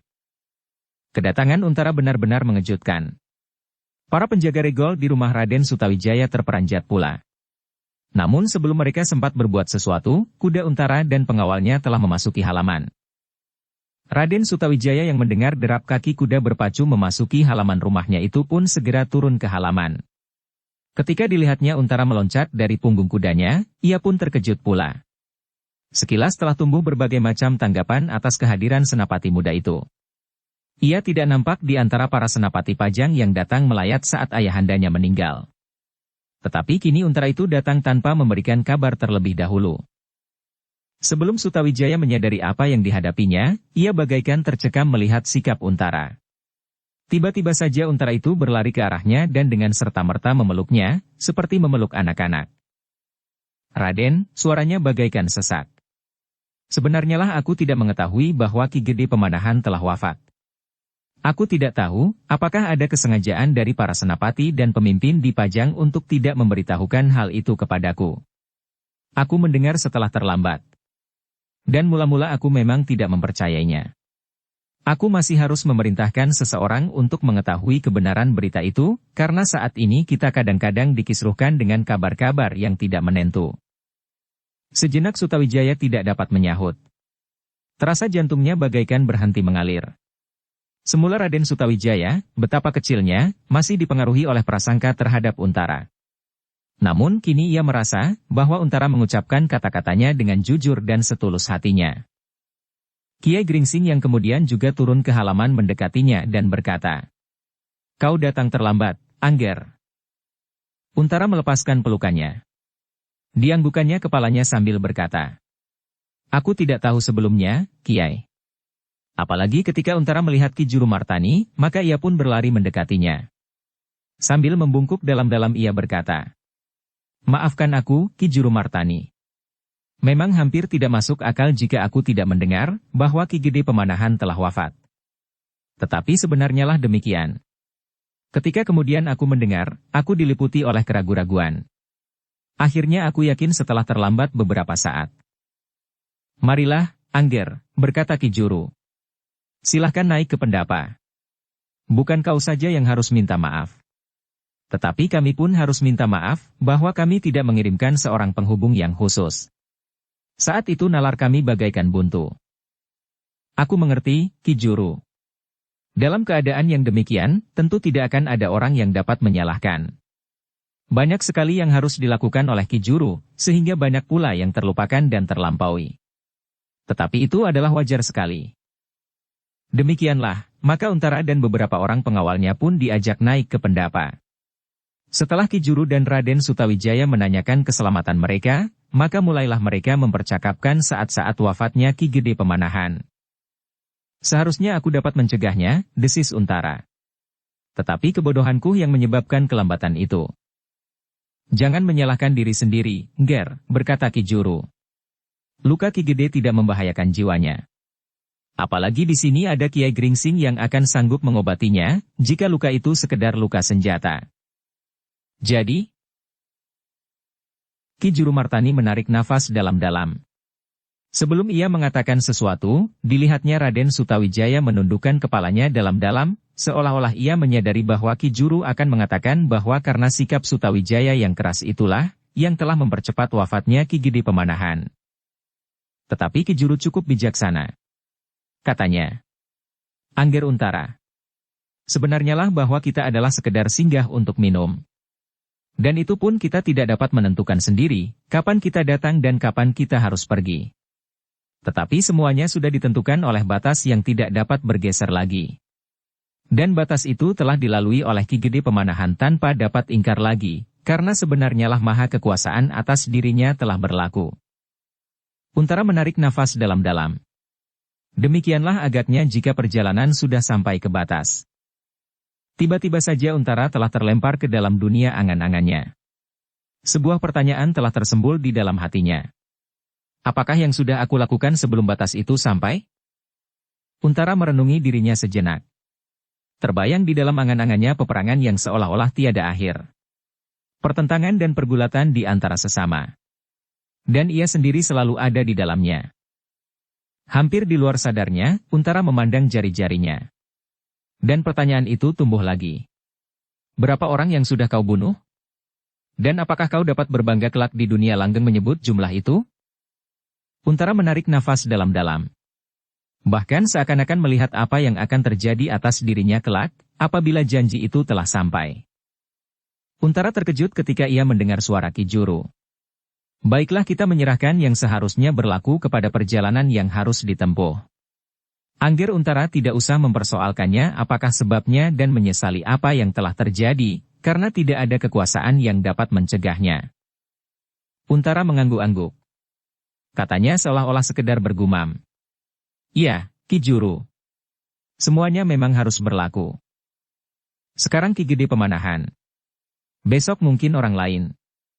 Dan pada suatu saat, tentu akan sampai kepada giliran kita masing-masing. Sekali lagi Untara mengangguk. Nah, karena itu, sebaiknya kita berbicara tentang hal yang lain. Tentang perjalanan Angger dari Jati Anom sampai ke Mataram.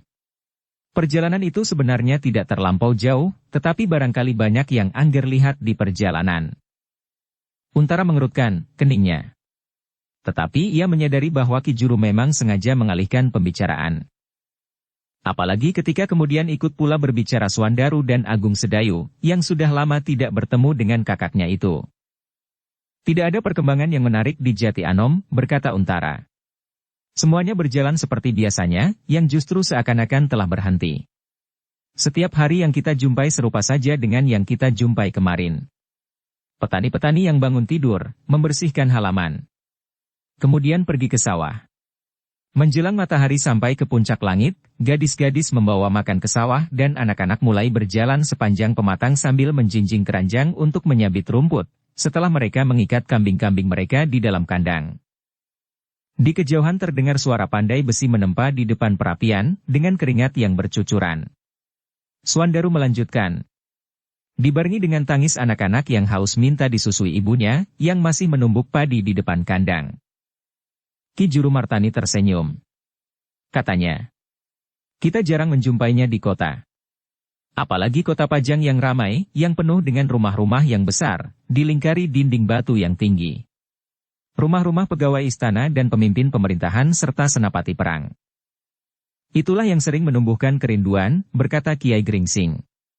Suasana padesan yang terasa sejuk dan damai. Suasana yang bening seperti air yang baru memancar dari mata airnya. Tetapi setelah melalui perjalanan yang panjang, melalui tanah yang gembur dan kotor, maka air itu menjadi keruh, sekeruh suasana di dalam kota. Apalagi kota-kota yang besar dan ramai. Jika demikian, apakah kita tidak perlu membangun kota seperti Pajang, Jipang, Pati, dan kemudian Mataram yang sedang berkembang ini, bertanya Ki Sumangkar. Kiai Gringsing tersenyum. Katanya, tentu bukan begitu. Tetapi kita harus mempunyai saringan rangkap, agar suasana di kota dapat disaring sebaik-baiknya. Karena kota bagaikan waduk raksasa yang mengatur arus air yang mengalir dari sumbernya itu. Untara mengerutkan keningnya. Ia mendengarkan pembicaraan itu dengan saksama, pembicaraan yang baginya memang cukup menarik. Demikianlah, maka pembicaraan itu pun kemudian bergeser dari satu masalah ke masalah yang lain. Namun kemudian, sebagian besar dari pembicaraan itu pun berkisar kepada perkembangan Mataram, yang nampaknya akan menjadi besar. Untara sendiri tidak mempunyai sikap apapun terhadap Mataram. Ia memandangnya dari segi kedudukannya sebagai seorang prajurit. Selama atasannya menganggap bahwa perkembangan Mataram harus ditanggapi dengan sewajarnya, ia tidak menentukan sikap apapun selain berhati-hati dan waspada. Meskipun demikian, Untara tidak ingkar bahwa beberapa orang prajurit, bahkan perwira-perwira di lingkungannya, ada yang bersikap tajam menghadapi perkembangan Mataram. Namun demikian, ketika pembicaraan mereka sampai kepada kurnia yang tiada taranya dari Kanjeng Sultan Hadiwijaya terhadap Raden Sutawijaya, justru saat meninggalnya Ki Gede Pemanahan, berupa pangkat Senapati Ingalaga di Mataram dan songsong berwarna kuning, dan yang bernama Kiai Mendung, Untara terkejut karenanya. Untuk beberapa saat ia terdiam memandang Raden Sutawijaya dengan tegang. Namun kemudian ia menarik nafas dalam-dalam sambil berkata, "Aku mengucapkan selamat, Raden." Keluhuran yang Raden terima adalah seimbang dengan kedudukan Raden sebagai putra Kanjeng Sultan di Pajang, yang dengan keringat sendiri telah membuka alas Mentaok, yang kini menjadi sebuah negeri bernama Mataram. Raden Sutawijaya termenung sejenak. Ia melihat perubahan wajah Untara yang meskipun hanya sejenak. Tetapi ia tidak dapat membaca arti perubahan itu dengan pasti. Namun dalam pada itu, setelah Untara mendengar wisuda dan songsong Kiai Mendung berada di Mataram, sikapnya menjadi agak lain. Ia menjadi semakin hormat terhadap Raden Sutawijaya, yang bergelar Senapati Ingalaga. "Raden," bertanya Untara kemudian, "apakah masih akan ada wisuda resmi di hadapan Kanjeng Sultan di Pajang atas pengangkatan Raden itu?" Raden Sutawijaya tidak segera dapat menjawab. Sekilas ia memandang Ki Juru Martani. Agaknya Ki Juru mengerti bahwa Raden Sutawijaya agak kebingungan. Maka jawabnya, Angger Untara. Menurut dugaanku, Kanjeng Sultan tidak menghendaki wisuda itu dilakukan resmi di Pendapa Agung Istana Pajang. Jika demikian tentu songsong Kanjeng Kiai Mendung itu tidak akan dikirimkan ke Mataram langsung. Untara mengangguk-angguk. Katanya, sebenarnya lah Raden pantas menerima jabatan itu. Raden adalah putra yang sebenarnya dari seorang panglima yang besar di Pajang. Apalagi putra angkat Kanjeng Sultan sendiri. Aku yakin bahwa sebentar lagi Mataram akan menjadi besar. Kebesaran Mataram adalah benar-benar berkat kebesaran jiwa Raden dan ayahanda Raden yang baru saja meninggal. Sutawijaya hanya dapat mengangguk-angguk sambil menundukkan kepalanya saja. Namun dengan demikian kecurigaannya kepada Untara justru menjadi berkurang. Namun ia masih juga berkata kepada diri sendiri. Tetapi Untara adalah seorang prajurit yang sangat baik. Yang dilakukan adalah sikap dan keputusan Pajang. Meskipun ia tidak mempunyai prasangka apapun terhadap Mataram, tetapi jika Kanjeng Sultan atau Panglima Perang yang ada sekarang, memerintahkannya untuk menggilas negeri yang baru tumbuh itu, maka betapapun berat hatinya, perintah itu tentu akan dilakukannya, jika itu memang sikap Pajang. Untuk beberapa saat, Untara masih sempat bercakap-cakap. Minum dan makan beberapa potong makanan. Namun agaknya Untara memang tidak akan terlalu lama berada di Mataram. Karena itu, maka ia pun segera mohon diri. Ki Juru terkejut mendengarnya. Katanya, aku kira, kau akan bermalam di sini, Untara? Terima kasih, Ki Juru. Kami harus segera kembali. Meskipun tidak ada peristiwa yang gawat, tetapi sebaiknya aku berada di antara anak buahku. Tentu tidak. Swandarulah yang menyahut. Bukan karena anak buah Kakang Untara. Untara mengerutkan keningnya. Dan ia pun bertanya. Jika tidak, karena apa? Coba Kakang Untara masih saja seperti Kakang Agung Sedayu. Kakang tentu tidak akan tergesa-gesa. Untara tersenyum. Ia pun dapat menanggapi gurau Swandaru. Jawabnya. Sebentar lagi, Adi Swandaru pun tentu tidak akan betah pergi barang semalam. Semua yang mendengar gurau itu tertawa. Sutawijaya pun tertawa. Namun nampak pada wajahnya ada sesuatu yang tersembunyi di balik tertawanya itu. Dan Untara pun mengerti, bahwa Raden Sutawijaya tidak dapat bergurau seperti dirinya dan Swandaru, karena putri dari Kalinyamat itu tidak dibawanya sebagai seorang istri yang sewajarnya. Meskipun Sutawijaya tidak ingkar, dan menyelesaikan persoalannya sebaik-baiknya, namun putri itu sampai saat terakhir tidak berada di Mataram. Bahkan sampai saatnya anaknya akan lahir. Demikianlah. Maka sejenak kemudian Untara benar-benar minta diri. Ia tidak dapat terlampau lama meninggalkan anak buahnya, meskipun tidak ada peristiwa-peristiwa yang gawat. Sebenarnya aku ingin pergi bersama Angger Untara, desis Ki Demang Sangkal Putung. Kiai Gringsing tersenyum. Ia mengerti bahwa Ki Demang pun sebenarnya telah sangat merindukan keluarganya. Namun ia masih berkata, besok pagi kita akan kembali bersama-sama Ki Demang. Sangkal Putung kini tidak jauh lagi dari Mataram, setelah jalan menjadi baik dan aman. Kenapa kita tidak pergi bersama Angger Untara? Bertanya Ki Demang. Kiai Gringsing tertawa. Katanya, tidak apa-apa. Kita hanya tidak ingin menghambat perjalanan Angger Untara. Ki Demang tidak dapat memaksakan niatnya. Ia terpaksa menunggu Kiai Gringsing dan kawan-kawannya besok. Untara pun minta diri pula kepada orang-orang tua yang ada di Mataram, dan berpesan kepada Agung Sedayu, supaya sekali-sekali ia datang ke Jati Anom. Agung Sedayu. Untara berbisik ketika ia turun dari pendapa. Kau pada suatu saat akan menjadi seorang kepala keluarga. Apakah kau akan tetap saja dengan petualanganmu? Sudah pernah aku peringatkan, bahwa kedudukanmu lain dengan kedudukan Adi Swandaru. Setiap saat Adi Swandaru dapat menempatkan dirinya sebagai Demang di Sangkal Putung, karena ia adalah satu-satunya anak laki-laki Ki Demang yang sekarang. Tetapi kau harus mempunyai pegangan, Agung Sedayu. Apalagi menurut pengamatanku, Sekar Mirah adalah seorang gadis yang memiliki selera dan gegayuhan yang tinggi. Jika kau benar-benar ingin mengambilnya sebagai seorang istri, kau harus dapat menyesuaikan dirimu. Agung Sedayu menarik nafas dalam-dalam. Ia pun menjawab dengan berbisik. Aku akan memikirkannya, Kakang. Sejak dahulu kau hanya akan memikirkannya saja, Agung Sedayu. Kau harus mengambil keputusan. Bukan hanya mempertimbangkan terus-menerus. Kau agaknya masih saja dipengaruhi sifat-sifatmu semasa kanak-kanak. Ragu-ragu, bimbang, dan pertimbangan-pertimbangan yang berkepanjangan. Pada suatu saat, kau harus cepat mengambil sikap. Apalagi saat-saat semacam yang kau hadapi sekarang. Untara berhenti sejenak, lalu. Nah, pikirkanlah. Kemudian kau katakan kepadaku kapan aku harus menghadap Ki Demang. Agung Sedayu menundukkan kepalanya. Ia berjalan saja di samping Untara tanpa dapat mengucapkan sepatah kata pun. Dan Untara masih melanjutkan. Tetapi sebelum aku berbicara dengan Ki Demang tentang Sekar Mirah, kau harus bukan lagi seorang petualang. Kau sudah harus mempunyai pegangan hidup yang mantap. Agung Sedayu masih tetap berdiam diri. Kepalanya masih saja tunduk, seolah-olah sedang menghitung ujung jari kakinya. Sejenak kemudian, maka Untara pun telah berada di antara pengawalnya.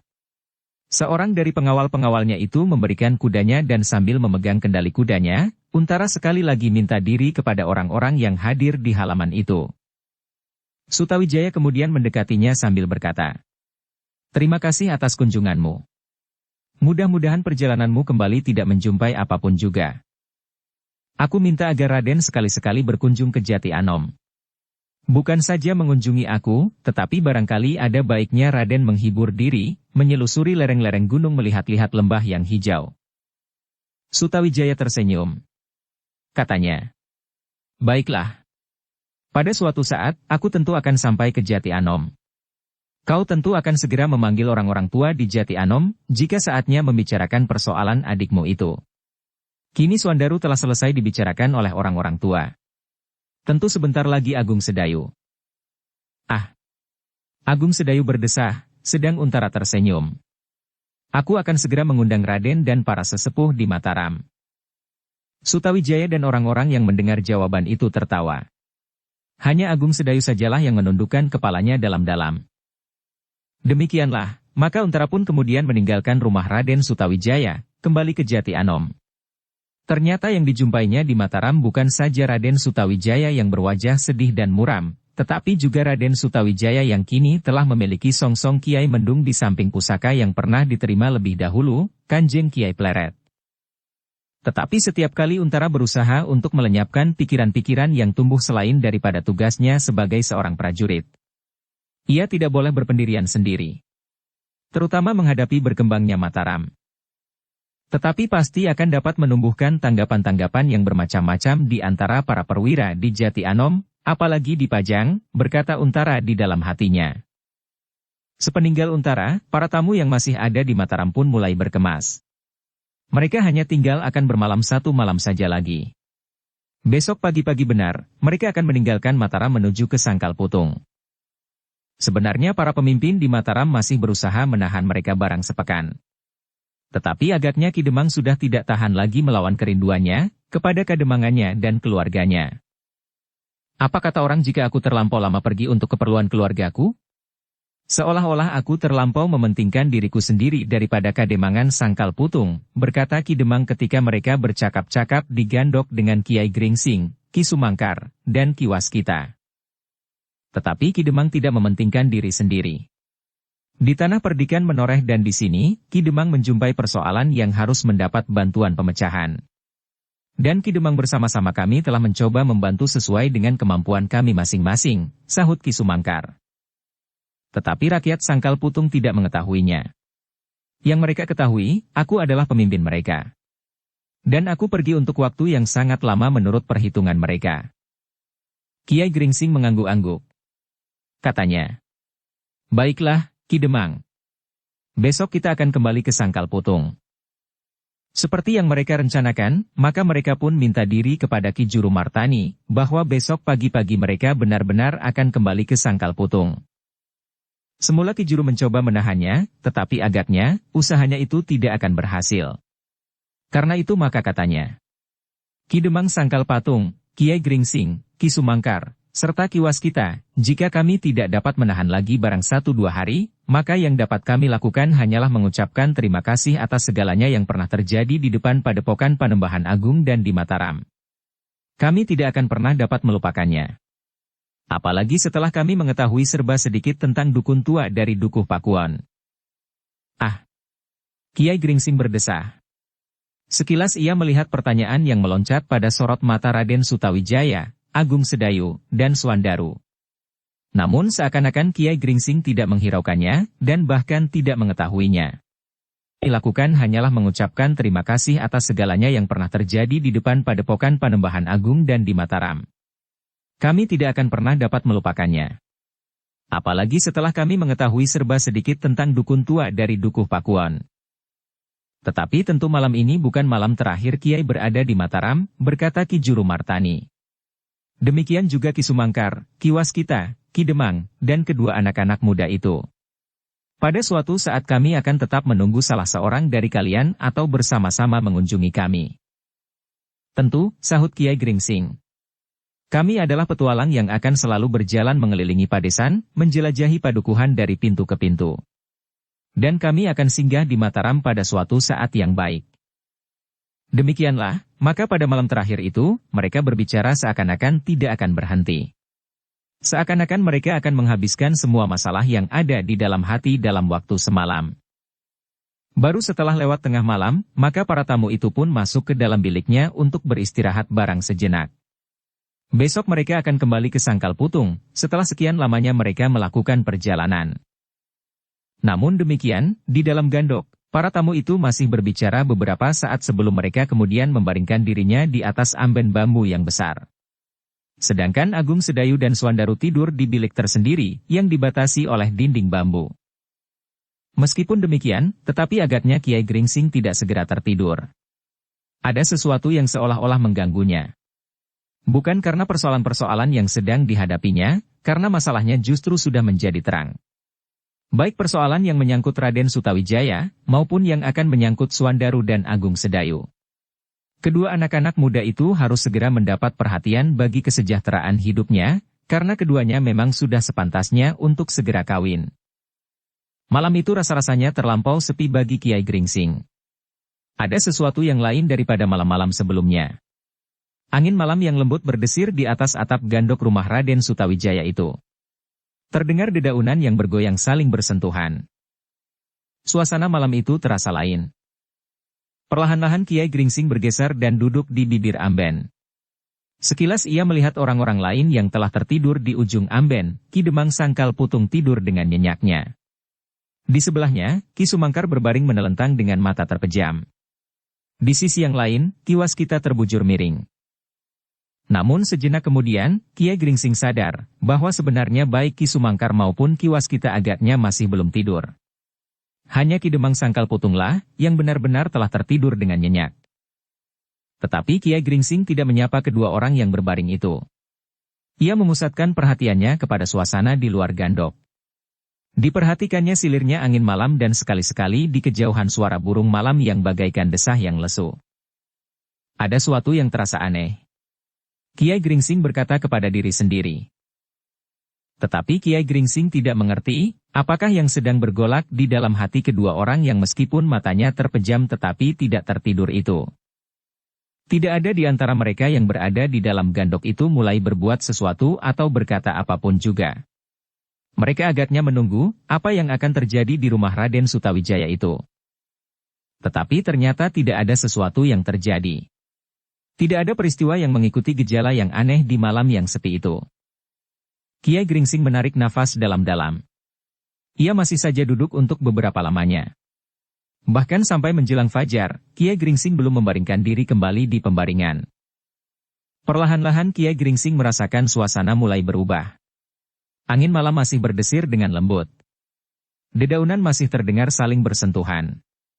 Tetapi ada sesuatu yang lain. Kiai Gringsing menarik nafas dalam-dalam. Seolah-olah yang mencemaskannya telah pergi, meskipun Kiai Gringsing tidak tahu pasti, apakah yang sebenarnya sedang dihadapi.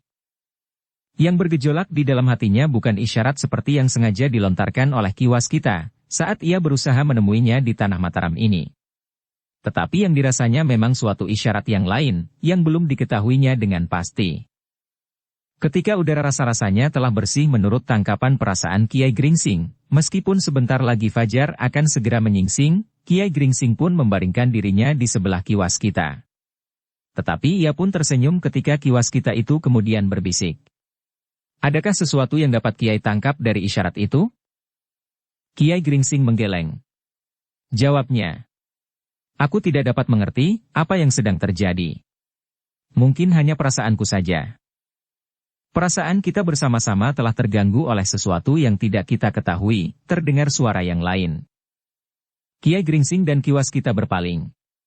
Keduanya tersenyum ketika keduanya melihat Ki Sumangkar masih saja berbaring menelentang sambil memejamkan matanya. Tetapi hanya bibirnya sajalah yang bergerak. Ki Sumangkar seperti sedang menakuti anak-anak, desis kiwas kita. Ki Sumangkar pun tersenyum sambil membuka matanya. Katanya, ternyata kita sama-sama diganggu oleh perasaan aneh. Apakah kita memang sudah tidak betah tinggal di Mataram? Bukan itu. Justru Ki Demang tidur dengan nyenyaknya. Selain tubuhnya yang lelah, ia memang ingin bermimpi tentang anak laki-lakinya yang gemuk itu, desis Kiai Gringsing. Nah, apakah menurut perhitungan Kiai? Bertanya kiwas kita. Kiai Gringsing menggeleng. Katanya, aku kurang mengerti. Namun agaknya memang mendebarkan jantung. Besok sepeninggal kita, apakah Mataram akan mengalami sesuatu yang dapat menggoncangkan kedudukan Raden Sutawijaya? Atau yang kita tangkap samar-samar itu akan mengikuti kita sampai ke Sangkal Putung? Kita memang tidak tahu, berkata Ki Sumangkar. Tangkapan perasaan kita ini ditujukan kepada kita atau kepada Mataram. Di sini ada Ki Juru Martani.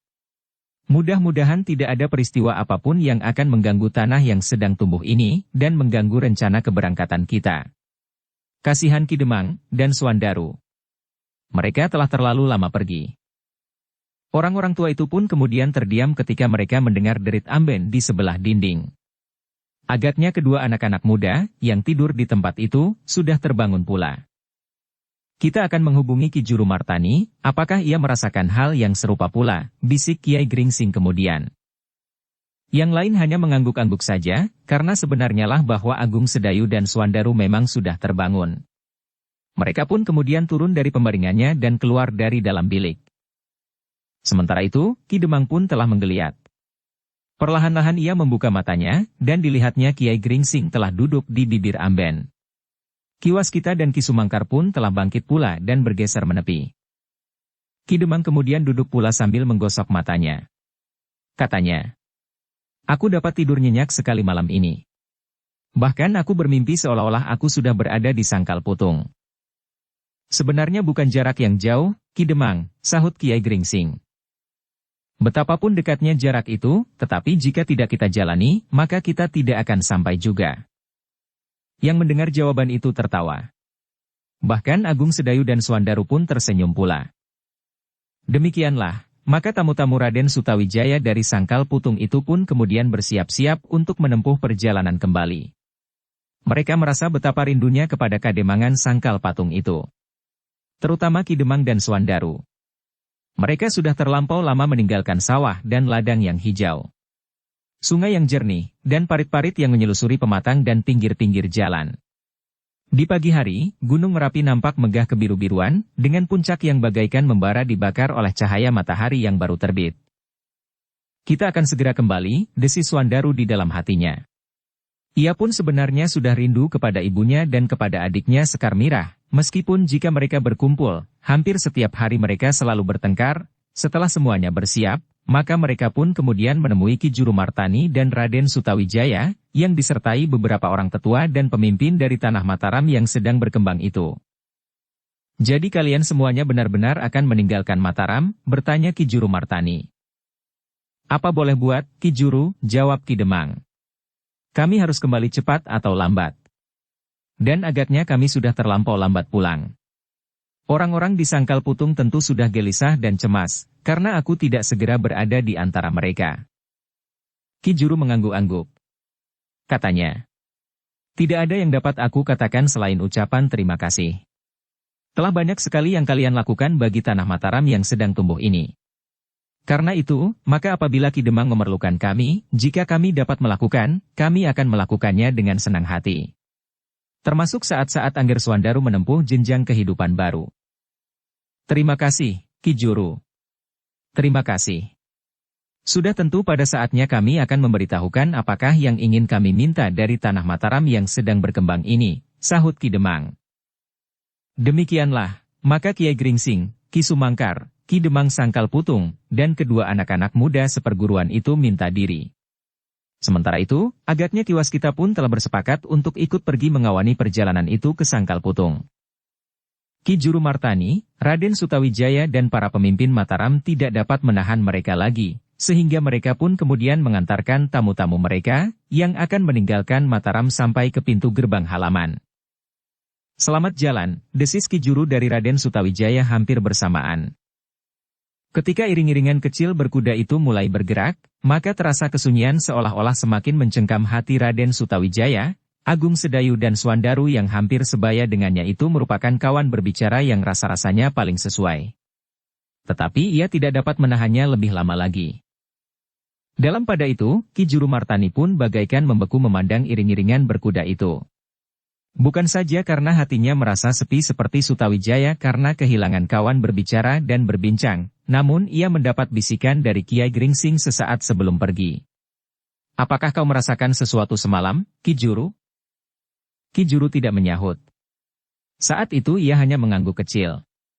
Namun dengan demikian Ki Juru itu menjadi yakin bahwa ia tidak sekadar diganggu oleh perasaannya saja, ketika semalam terasa angin yang lembut berdesir di atas atap rumah itu. Memang ada sesuatu yang tidak sewajarnya, berkata Ki Juru di dalam hatinya. Tetapi seperti juga Kiai Gringsing dan tamu-tamunya yang lain, Ki Juru juga tidak dapat menebak, apakah sebenarnya yang telah terjadi di Mataram. Namun bahwa Mataram harus berhati-hati, tidak lagi dapat dielakkan lagi. Seperti juga tamu-tamunya yang baru saja meninggalkan Mataram, Ki Juru pun dapat menduga, bahwa sesuatu yang memiliki kelebihan telah mulai menyentuh tanah yang sedang berkembang itu. Tetapi Ki Juru Martani bukan anak kemarin sore. Ia adalah seseorang yang telah kenyang makan garamnya kehidupan yang serba rumit dan pelik. Karena itu, sebelum semuanya terjadi, Ki Juru pun harus mempersiapkan diri sebaik-baiknya. Mungkin ada sesuatu yang dengan sengaja ingin mengganggu Mataram, seperti yang selalu terjadi sampai saat terakhir. Pada saat ia datang menghadap Sultan Pajang untuk memberitahukan bahwa Ki Gede Pemanahan telah wafat, ada juga orang-orang yang telah mencegatnya. Dengan demikian, maka segala kemungkinan yang kurang baik masih dapat terjadi atas Mataram yang sedang tumbuh. Tetapi mungkin juga perasaan kami yang masih saja dipengaruhi oleh prasangka-prasangka buruk, berkata Ki Juru di dalam hatinya. Meskipun demikian, Ki Juru menyadari bahwa di Mataram ada dua buah pusaka yang memiliki nilai yang tinggi bagi pemegang pimpinan atas tanah ini. Kiai Pleret dan Kiai Mendung. Kedua pusaka itu akan membuat orang-orang yang tidak senang kepada Mataram semakin bernafsu untuk melakukan pekerjaan-pekerjaan yang tercela. Tetapi Ki Juru Martani tidak tergesa-gesa memberitahukan hal itu kepada orang lain. Ia masih harus meyakinkan, apakah perasaannya itu tidak hanya sekedar diganggu oleh angin pancaroba dalam pergantian musim. Bahkan kepada Sutawijaya pun ia tidak mengutarakannya, karena ternyata Sutawijaya belum menangkap isyarat apapun juga. Mungkin ia masih terlampau muda untuk dapat menyentuh getaran yang sangat halus itu, berkata Ki Juru di dalam hatinya. Namun kemudian dilanjutkannya. Atau aku memang sudah terlampau tua, untuk tidak berprasangka buruk terhadap persoalan yang sebenarnya tidak akan berakibat apapun juga. Dengan demikian, maka Ki Juru masih ingin meyakinkan, apakah yang sebenarnya telah terjadi. Sementara itu, Kiai Gringsing dan iring-iringannya menjadi semakin jauh dari Mataram. Ki Demang Sangkal Putung yang berada di paling depan, memacu kudanya semakin cepat, seakan-akan ia sudah tidak sabar lagi berada di perjalanan yang terasa menjemukan sekali. Ia ingin segera bertemu dengan keluarganya, dengan bebahu kademangannya dan dengan tetangga-tetangga yang baik di Sangkal Putung. Kiai Gringsing sama sekali tidak menahannya. Bahkan, ia pun mengikuti kecepatan lari kuda Ki Demang, bersama kawan-kawannya yang lain. Di paling belakang dari iring-iringan itu adalah Agung Sedayu dan Swandaru. Mereka hampir tidak bercakap-cakap sama sekali. Swandaru yang banyak berbicara itu pun agaknya lebih banyak berbicara di dalam angan-angannya tentang dirinya sendiri, tentang masa depan yang sudah menerawang di angan-angan. Agung Sedayu pun ternyata telah diganggu pula oleh perasaannya sendiri. Masih terngiang kata-kata Untara di tangga pendapa rumah Raden Sutawijaya di Mataram. Agung Sedayu menarik nafas dalam-dalam. Pertanyaan yang serupa itu telah menyentuh hatinya dan bahkan tumbuh pula dari dirinya sendiri. Apakah aku akan tetap menjadi seorang petualang sampai hari tuaku? Jika pada suatu saat aku ingin hidup seperti lazimnya hidup berkeluarga, aku memang tidak akan dapat setiap hari hanya menyelusuri jalan-jalan dan padesan. Agung Sedayu mengerutkan keningnya. Di luar sadarnya ia memperhatikan gurunya yang ada di depannya. Sebuah pertanyaan yang lain telah tumbuh pula. Apakah guru memang hidup seorang diri sejak muda, tanpa pernah mengalami hidup kekeluargaan sebagaimana lazimnya? Di luar sadarnya, Agung Sedayu menggelengkan kepalanya. Ia tidak mau menambah kepalanya menjadi pening memikirkan keadaan gurunya. Bahkan kemudian di luar kehendaknya, Agung Sedayu mulai menilai keadaan Suandaru. Seperti yang dikatakan oleh Untara, Suandaru telah mempunyai pegangan hidup yang kuat, pegangan hidup lahiriah. Ia adalah satu-satunya anak laki-laki Ki Demang Sangkal Putung. Ia dengan sendirinya akan mewarisi pangkat Demang itu, dan ia akan menjadi Ki Demang setiap saat ayahnya menyerahkan jabatan itu kepadanya, apabila ia menjadi semakin tua dan merasa tidak mampu lagi bekerja. Dan bakal istri Suandaru adalah satu-satunya anak Ki Argapati, kepala tanah perdikan menoreh, berkata Agung Sedayu di dalam hatinya. Ia adalah satu-satunya orang yang berhak mewarisi tanah perdikan menoreh. Dengan demikian maka baik Suandaru maupun Pandanwangi akan menjadi pewaris-pewaris dari daerah yang luas dan subur, sehingga mereka tidak akan lagi dicemaskan oleh perjuangan hidup lahiriah. Sekali lagi Agung Sedayu menarik nafas dalam-dalam. Lalu, sebaliknya, apakah yang aku punyai di Jati Anom? Secuil sawah yang harus dibagi dua dengan Kakang Untara. Rumah peninggalan ayah yang meskipun cukup besar dan baik, tetapi kini oleh Kakang Untara seakan-akan telah diserahkan bagi kepentingan prajurit Pajang, karena Kakang Untara sendiri adalah seorang perwira. Meskipun Kakang Untara kemudian tinggal di rumah itu bersama istrinya, namun rumah itu masih tetap menjadi ajang kegiatan keprajuritan. Di luar sadarnya, Agung Sedayu berpaling memandang wajah Suandaru. Wajah yang bulat itu nampak cerah di panasnya matahari pagi. Sepercik perasaan iri menyentuh hati Agung Sedayu. Perasaan yang melonjak dari dasar hati. Namun Agung Sedayu adalah seorang anak muda yang sudah lama belajar mengendalikan perasaan. Bahkan kadang-kadang terlampau kuat, sehingga ia mampu mendesak perasaan yang tumbuh dengan wajar itu dari hatinya. Dengan penuh kesadaran ia menilai perasaannya itu. Dengan penuh kesadaran ia mencoba mengatasi perasaan iri di hatinya.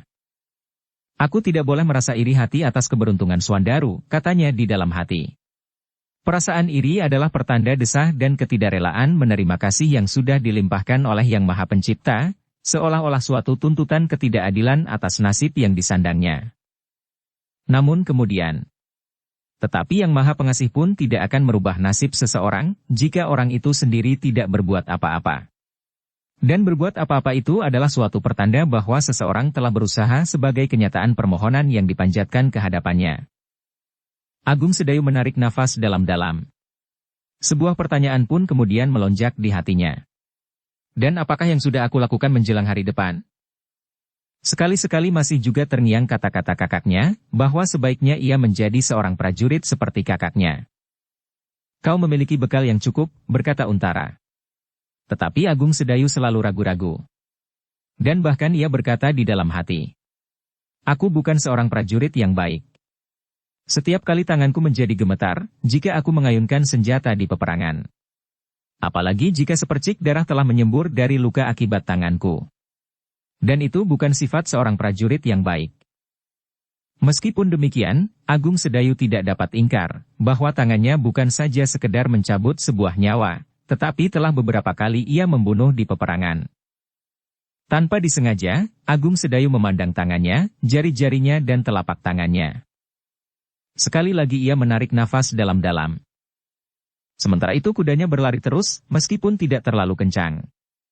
Beberapa kali mereka harus memperlambat derap kaki-kaki kuda, karena jalan yang masih belum sempurna sama sekali. Namun kemudian kudanya dapat berlari lagi semakin cepat. Ki Demang Sangkal Putung masih tetap berada di paling depan. Rasa-rasanya ia tidak sabar lagi mengikuti derap kaki kudanya yang malas dan lamban. Tidak ada peristiwa apapun yang terjadi di sepanjang jalan. Tidak ada orang yang mencoba mencegat perjalanan mereka. Penjahat tidak, dan orang-orang yang mempunyai kepentingan yang lain pun tidak. Mereka dapat menempuh perjalanan dengan aman dan lancar. Sekali-sekali mereka berhenti sejenak, memberi kesempatan kuda mereka minum air di parit yang mengalir di tepi jalan. Kemudian mereka melanjutkan perjalanan mereka menyusuri jalan yang semakin lama terasa semakin baik. Iring-iringan itu melintasi alas tambak baya yang sudah tidak dihantui lagi oleh para penjahat, meskipun kadang-kadang masih ada perampok-perampok kecil yang mencoba bermain-main dengan nasib. Meskipun sebenarnya jarak antara Mataram dan Sangkal Putung tidak terlampau jauh, namun rasa-rasanya perjalanan mereka terlampau lama. Di saat-saat matahari condong ke barat, mereka berhenti sejenak oleh terik matahari yang rasa-rasanya membakar punggung. Kuda mereka pun menjadi haus. Iring-iringan kecil itu pun kemudian berhenti di sebuah sungai yang menyilang jalan dan membiarkan kuda mereka minum dan makan rumputan di tepian. Sementara itu, penunggang-penunggangnya pun duduk sebentar melepaskan lelah dan berlindung dari teriknya matahari. Alangkah sejuknya mandi, desis Swandaru. Kita tentu tidak terlalu lama berhenti. Kecuali jika kau ingin ditinggalkan sendiri di sini, sahut Agung Sedayu. Di sebelah ada padesan. Kita sudah tidak terlampau jauh lagi dari Sangkal Putung, berkata Swandaru. Hi, bukankah daerah ini termasuk daerah jelajah pasukan Tohpati? Kau ingat hutan rindang di sebelah itu? Ya. Berburu? Swandaru akan berbicara lagi. Tetapi ia menggelengkan kepalanya. Kenapa? Bertanya Agung Sedayu. Tidak apa-apa. Kau akan mengatakan sesuatu, tetapi kau urungkan. Ya. Hampir saja aku mengatakan bahwa aku ingin melihat daerah itu. Gubuk-gubuk liar dan barangkali masih ada 1-2 orang yang tertinggal. Kau memang sedang bermimpi. Hi, siapa tahu di hutan yang tidak terlampau lebat itu terdapat sesuatu. Swandaru tiba-tiba berbisik. Sesuatu apa? Mungkin Tohpati pernah menyembunyikan harta benda atau apapun yang dibawanya dari Jipang, dari Kepatihan. Agung Sedayu tersenyum sambil memandang Sumangkar yang duduk sambil merenung, bersandar sebuah batu besar. Ada orang tua itu, jika Tohpati menyimpan harta karun di sana, Ki Sumangkar tentu mengetahuinya. Mungkin ia mengetahui, tetapi ia tidak berkata kepada siapapun. Sudahlah. Mimpimu berbahaya. Swandaru pun tertawa kecil. Namun tiba-tiba ia berdesah. Ayah memang aneh. Nampaknya ia tergesa-gesa. Tetapi setelah Sangkal Putung menjadi semakin dekat, justru kita harus berhenti dan beristirahat. Bukan kita yang lelah. Tetapi kuda-kuda kita. Jawab Agung Sedayu. Selebihnya, Ki Demang sedang mengatur perasaannya, mengarang jawaban yang tentu akan tertumpah dari Nyai Demang. Perjalanan dari Tanah Perdikan Menoreh yang dapat ditempuh dalam waktu sepekan itu, ternyata telah menjadi panjang sekali. Swandaru mengangguk-angguk. Namun kemudian sambil tersenyum ia menjawab. Aku dapat membantu ayah memberikan jawaban. Agung Sedayu tidak menjawab lagi. Ia pun kemudian duduk bersandar sebatang pohon di pinggir sungai, sambil memandangi kuda-kuda yang sedang makan rumputan segar. Demikianlah, setelah mereka beristirahat beberapa saat, maka mereka pun segera melanjutkan perjalanan. Tidak terlampau jauh lagi di hadapan mereka berdiri sebuah tiang, sebagai pertanda bahwa mereka akan segera memasuki daerah Kademangan Sangkal Putung. Ketika mereka melampaui tiang kayu itu, maka Ki Demang merasa seolah-olah telah sampai di rumah.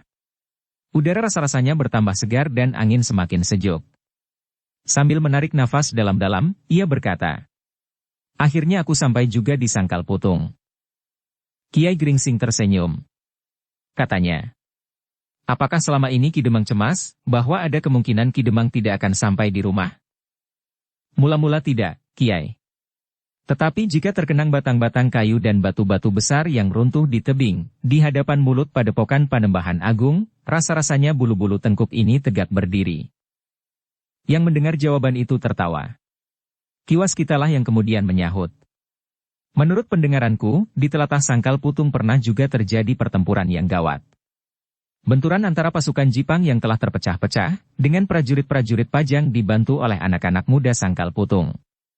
Apakah saat itu Ki Demang tidak cemas mendengar nama Macan Kepatihan, atau lebih-lebih lagi paman gurunya, yang mempunyai juga tongkat yang berkepala tengkorak berwarna kuning, dan bergelar Ki Sumangkar? Ki Demang pun tertawa. Jawabnya, tidak. Aku tidak cemas sama sekali. Di Kademangan Sangkal Putung ada seorang dukun yang bernama Ki Tanumetir. Tentu Ki Tanumetir dapat memasang guna-guna, agar Ki Sumangkar menjadi jinak. Ki Sumangkar pun tertawa pula. Meskipun terkilas perasaan perih di hatinya. Kenangan itu ingin dilupakannya sama sekali. Tetapi agaknya ia masih harus mendengarkannya, gurau Ki Demang tentang kehancuran Laskar Jipang, yang terakhir di bawah pimpinan Tohpati yang bergelar Macan Kepatihan. Sekilas terbayang orang-orang yang saat itu menjadi kebanggaan Jipang. Pandai besi dari Sendang Gabus. Alap-alap Jalatunda, seorang anak muda yang sebenarnya menyimpan harapan di masa depannya, Plasa Ireng, dan masih banyak lagi yang harus mengorbankan nyawanya untuk tujuan yang sebenarnya sudah sangat kabur. Bahkan kemudian masih disusul peristiwa yang pahit. Sidanti yang lepas dari pengaruh Widura dan bahkan kemudian bergabung dengan sisa-sisa pasukan Tohpati, sepeninggal Tohpati itu sendiri. Api yang menyala di padepokan Tambak Wedi di lereng Gunung Merapi itulah yang kemudian merembet sampai ke tanah perdikan Menoreh. Sidanti, salah seorang anak muda yang dilahirkan di tanah perdikan Menoreh, dengan persoalan yang sudah dibawanya sejak lahir bukan atas kehendaknya sendiri. Ki Waskita pun pernah mendengar cerita itu selama ia bergaul dengan orang-orang dari Sangkal Putung itu. Di saat-saat mereka duduk sambil minum minuman panas, mereka pun kadang-kadang berbincang tentang api yang pernah membakar tanah perdikan Menoreh. Perang di antara saudara sendiri, dan bahkan Sidanti yang terbunuh di luar sadar oleh Pandan Wangi, adiknya sendiri. Tidak seorang pun yang membayangkan bahwa api akan berkobar lagi di atas tanah perdikan Menoreh itu. Peristiwa Panembahan Agung bukannya persoalan tanah perdikan itu sendiri meskipun terjadi di atas pebukitan, di telatah Menoreh. Namun kadang-kadang di dalam saat-saat merenung, Ki Waskita dikejutkan oleh isyarat-isyarat yang mencemaskan, yang dapat terjadi di atas tanah perdikan Menoreh. Bahkan kadang-kadang Ki Waskita bertanya di dalam hati. Apakah isyarat ini ada hubungannya dengan isyarat yang buram dari perkawinan yang bakal terjadi antara Swandaru dan Pandan Wangi, anak satu-satunya kepala tanah perdikan Menoreh? Ki Waskita setiap kali hanya menggelengkan kepalanya saja, seolah-olah ia ingin mengusir isyarat yang dilihatnya dengan mata batinnya yang tajam itu. Bahkan kadang-kadang ia ingin mengingkari tangkapan isyarat itu dan mencoba mencari jawaban yang lain dari tanggapan yang sebenarnya harus diberikan. Tidak. Api itu sudah padam. Tidak akan ada nyala api lagi di atas tanah perdikan Menoreh, katanya kepada diri sendiri. Tetapi kebohongan yang betapapun besarnya, tidak akan dapat membohongi dirinya sendiri. Ia sudah melihat isyarat itu. Dan ia tidak akan dapat menghapuskannya. Yang dapat dilakukan adalah ingkar, hanya itu. Tetapi yang telah dilihatnya itu adalah suatu isyarat yang sudah nampak. Dan Ki Waskita tidak kuasa menghapusnya lagi. Ki Waskita terkejut ketika tiba-tiba saja Ki Sumangkar menggamitnya dan bertanya. Ki Waskita, kenapa diam saja? Apakah Ki Waskita juga sudah mulai merindukan kampung halaman dan anak istri? Ki Waskita tersenyum. Katanya, sudah tentu, Ki Sumangkar. Apalagi Rudita yang sudah mulai mengenal dirinya sendiri. Perkembangannya benar-benar menakjubkan. Dan apakah sebaiknya aku membatalkan niatku untuk pergi ke Sangkal Putung? Ki Demang tertawa. Katanya, Ki Waskita sudah menginjak tanah Kademangan Sangkal Putung. Sebaiknya Ki Waskita mencicipi hasil tanahnya. Airnya tentu lebih segar, dan buah-buahan akan terasa lebih manis dari daerah lain. Ki Waskita tertawa, katanya di antara suara tertawanya yang tertahan. Baru sekarang Ki Demang sempat tertawa. Sebenarnya tertawa, bukan sekedar tertawa kecut. Setelah Ki Demang berada di daerah Sangkal Putung, dan setelah ternyata padi mulai menguning di bentangan sawah yang luas. Tentu Ki Demang merasa betapa sejuknya angin yang membelai butir-butir padi yang sudah merunduk. Ki Demang masih saja tertawa. Tetapi ia tidak menjawab. Kepalanya yang terangkat memandang jauh ke depan, mendahului derap kaki kudanya yang terasa terlampau lamban. Ketika seorang petani yang duduk di tanggul parit di pinggir jalan melihatnya, tiba-tiba saja ia berdiri ternganga. Ada sesuatu yang akan dikatakannya, tetapi kerongkongannya seolah-olah tersumbat. Hi, kau, Kerta. Justru Ki Demanglah yang menyapanya lebih dahulu, sambil memperlambat kudanya. Ki Demang, suara Kerta tergagap. Ya, sahut Ki Demang sambil tersenyum. Orang yang kemudian berdiri itu masih termangu-mangu, ketika kuda Ki Demang menjadi semakin jauh. Baru kemudian ia menyadari sepenuhnya, bahwa Ki Demang yang sudah beberapa saat tidak ada di kademangannya itu pulang, bersama anak laki-lakinya yang gemuk dan beberapa orang tamu yang sudah dikenalnya, Kiai Gringsing, Ki Sumangkar, dan saudara seperguruan Suandaru. Tetapi yang satu masih belum pernah dilihatnya. Karena itulah, maka petani itu pun dengan tergesa-gesa mendatangi kawan-kawannya yang sedang bekerja di sawah sambil berkata, Ki Demang sudah pulang. Dari mana kau tahu? Aku melihat iring-iringan di tengah bulak. Bersama dukun tua dan saudara seperguruan Suandaru, Ki Sumangkar, dan seorang lagi. Dan, Suandaru? Ya. Bersama Suandaru. Berita kedatangan Ki Demang itu pun kemudian segera tersebar di seluruh Kademangan. Setiap orang tahu bahwa Ki Demang pergi ke tanah perdikan Menoreh untuk melamar seorang gadis yang akan dijadikan istri Suandaru yang gemuk itu. Karena itu, mereka pun ingin juga segera mengetahui hasil perjalanan yang menurut ukuran mereka justru terlampau lama itu.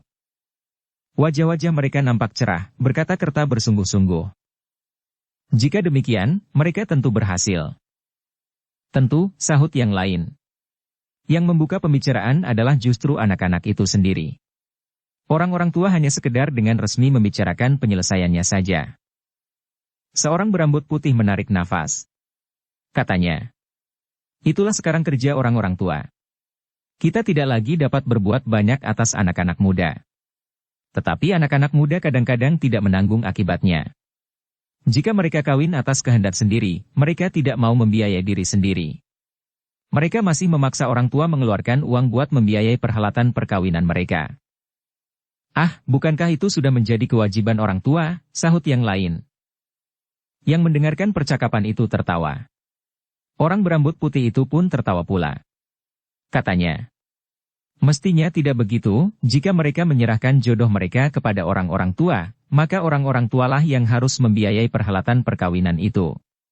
Tetapi jika mereka memilih jodoh mereka sendiri, maka biarlah mereka membiayai perhelatan mereka. Dan kau akan cuci tangan? Orang berambut putih itu tertawa semakin keras. Katanya di sela-sela derai tertawanya. Tidak, tentu bukan begitu. Sementara itu, perjalanan Ki Demang sudah semakin mendekati padukuhan induk di Kademangan Sangkal Putung. Semakin dekat mereka dengan rumah Kademangan, hati Ki Demang pun menjadi semakin berdebar-debar. Demikian juga Suandaru dan bahkan Agung Sedayu. Karena di rumah itu tinggal seorang gadis cantik yang bernama Sekar Mirah. Meskipun agak keras hati, namun gadis itu memiliki tatapan mata yang bagaikan mengikat. Terngiang sekilas di telinga Agung Sedayu kata-kata Untara. Nah, kapan aku harus datang ke Sangkal Putung, kemudian? Tetapi kau harus mempunyai pegangan lebih dahulu. Agung Sedayu menarik nafas. Sekali lagi terbayang kemungkinan yang dapat terjadi atasnya dan atas Suandaru. Suandaru tentu akan mempunyai pegangan yang mapan. Sedang apakah yang akan dapat diberikan kepada Sekar Mirah? Padahal menurut sikap lahiriahnya, Sekar Mirah bukan seorang gadis yang dengan rela menerima kesederhanaan tata cara hidup, seperti juga Suandaru. Ia mempunyai harga diri yang kadang-kadang agak berlebih-lebihan, berkata Agung Sedayu di dalam hatinya. Teringat olehnya bagaimana Sekar Mirah menjadi kurang senang pada saat mereka mengunjungi perhelatan perkawinan Untara, hanya karena tempat duduk dan tegur sapa yang kurang berkenan di hatinya. Tetapi bagaimanapun juga, gadis itu telah memikat hatinya di dalam keseluruhan. Ia tidak akan dapat memisahkan sifat-sifat baiknya dari sifat-sifat yang kurang baik. Dan ia tidak akan dapat menerima Sekar Mirah dari segi yang baik saja dan menolak segi yang lain. Jika ia menerima gadis itu, maka itulah Sekar Mirah seutuhnya. Dengan demikian, maka justru Agung Sedayulah yang kemudian menjadi sangat gelisah. Bukan sekedar menghadapi kehadiran mereka di rumah Ki Demang Sangkal Putung dan berbagai pertanyaan yang bakal tertumpah, tetapi justru menghadapi masa depannya. Masa depan yang panjang. Setiap kali terngiang kata-kata Untara di telinganya. Namun setiap kali ia selalu bertanya pula kepada diri sendiri. Jika aku menghentikan petualangan ini, apakah yang akan aku kerjakan? Aku tidak pantas menjadi seorang prajurit. Tetapi aku tidak dapat pula mendapatkan pekerjaan lain. Untuk menjadi petani biasa, maka semuanya akan menjadi serba kekurangan bagi Sekar Mirah, karena sawah peninggalan ayah yang tidak begitu luas masih harus dibagi dengan Kakang Untara. Kadang-kadang terbayang hutan yang lebat dan luas di Mataram. Jika ia ikut membuka hutan itu dengan sebenarnya, bukan sekedar mengejar hantu-hantuan atau orang-orang lain yang dengan sengaja menghalangi pembukaan hutan itu, maka ia akan mendapatkan tanah yang cukup luas. Mungkin ia akan mendapat hak khusus untuk membuka 2 atau 3 bagian tanah lebih banyak dari orang-orang lain. Tetapi membuka hutan membutuhkan waktu dan perkembangan. Apalagi sampai saat itu Agung Sedayu masih belum mulai sama sekali. Bersambung ke bab 176. Dukung kami dengan subscribe, follow, like, komen dan share. Terima kasih.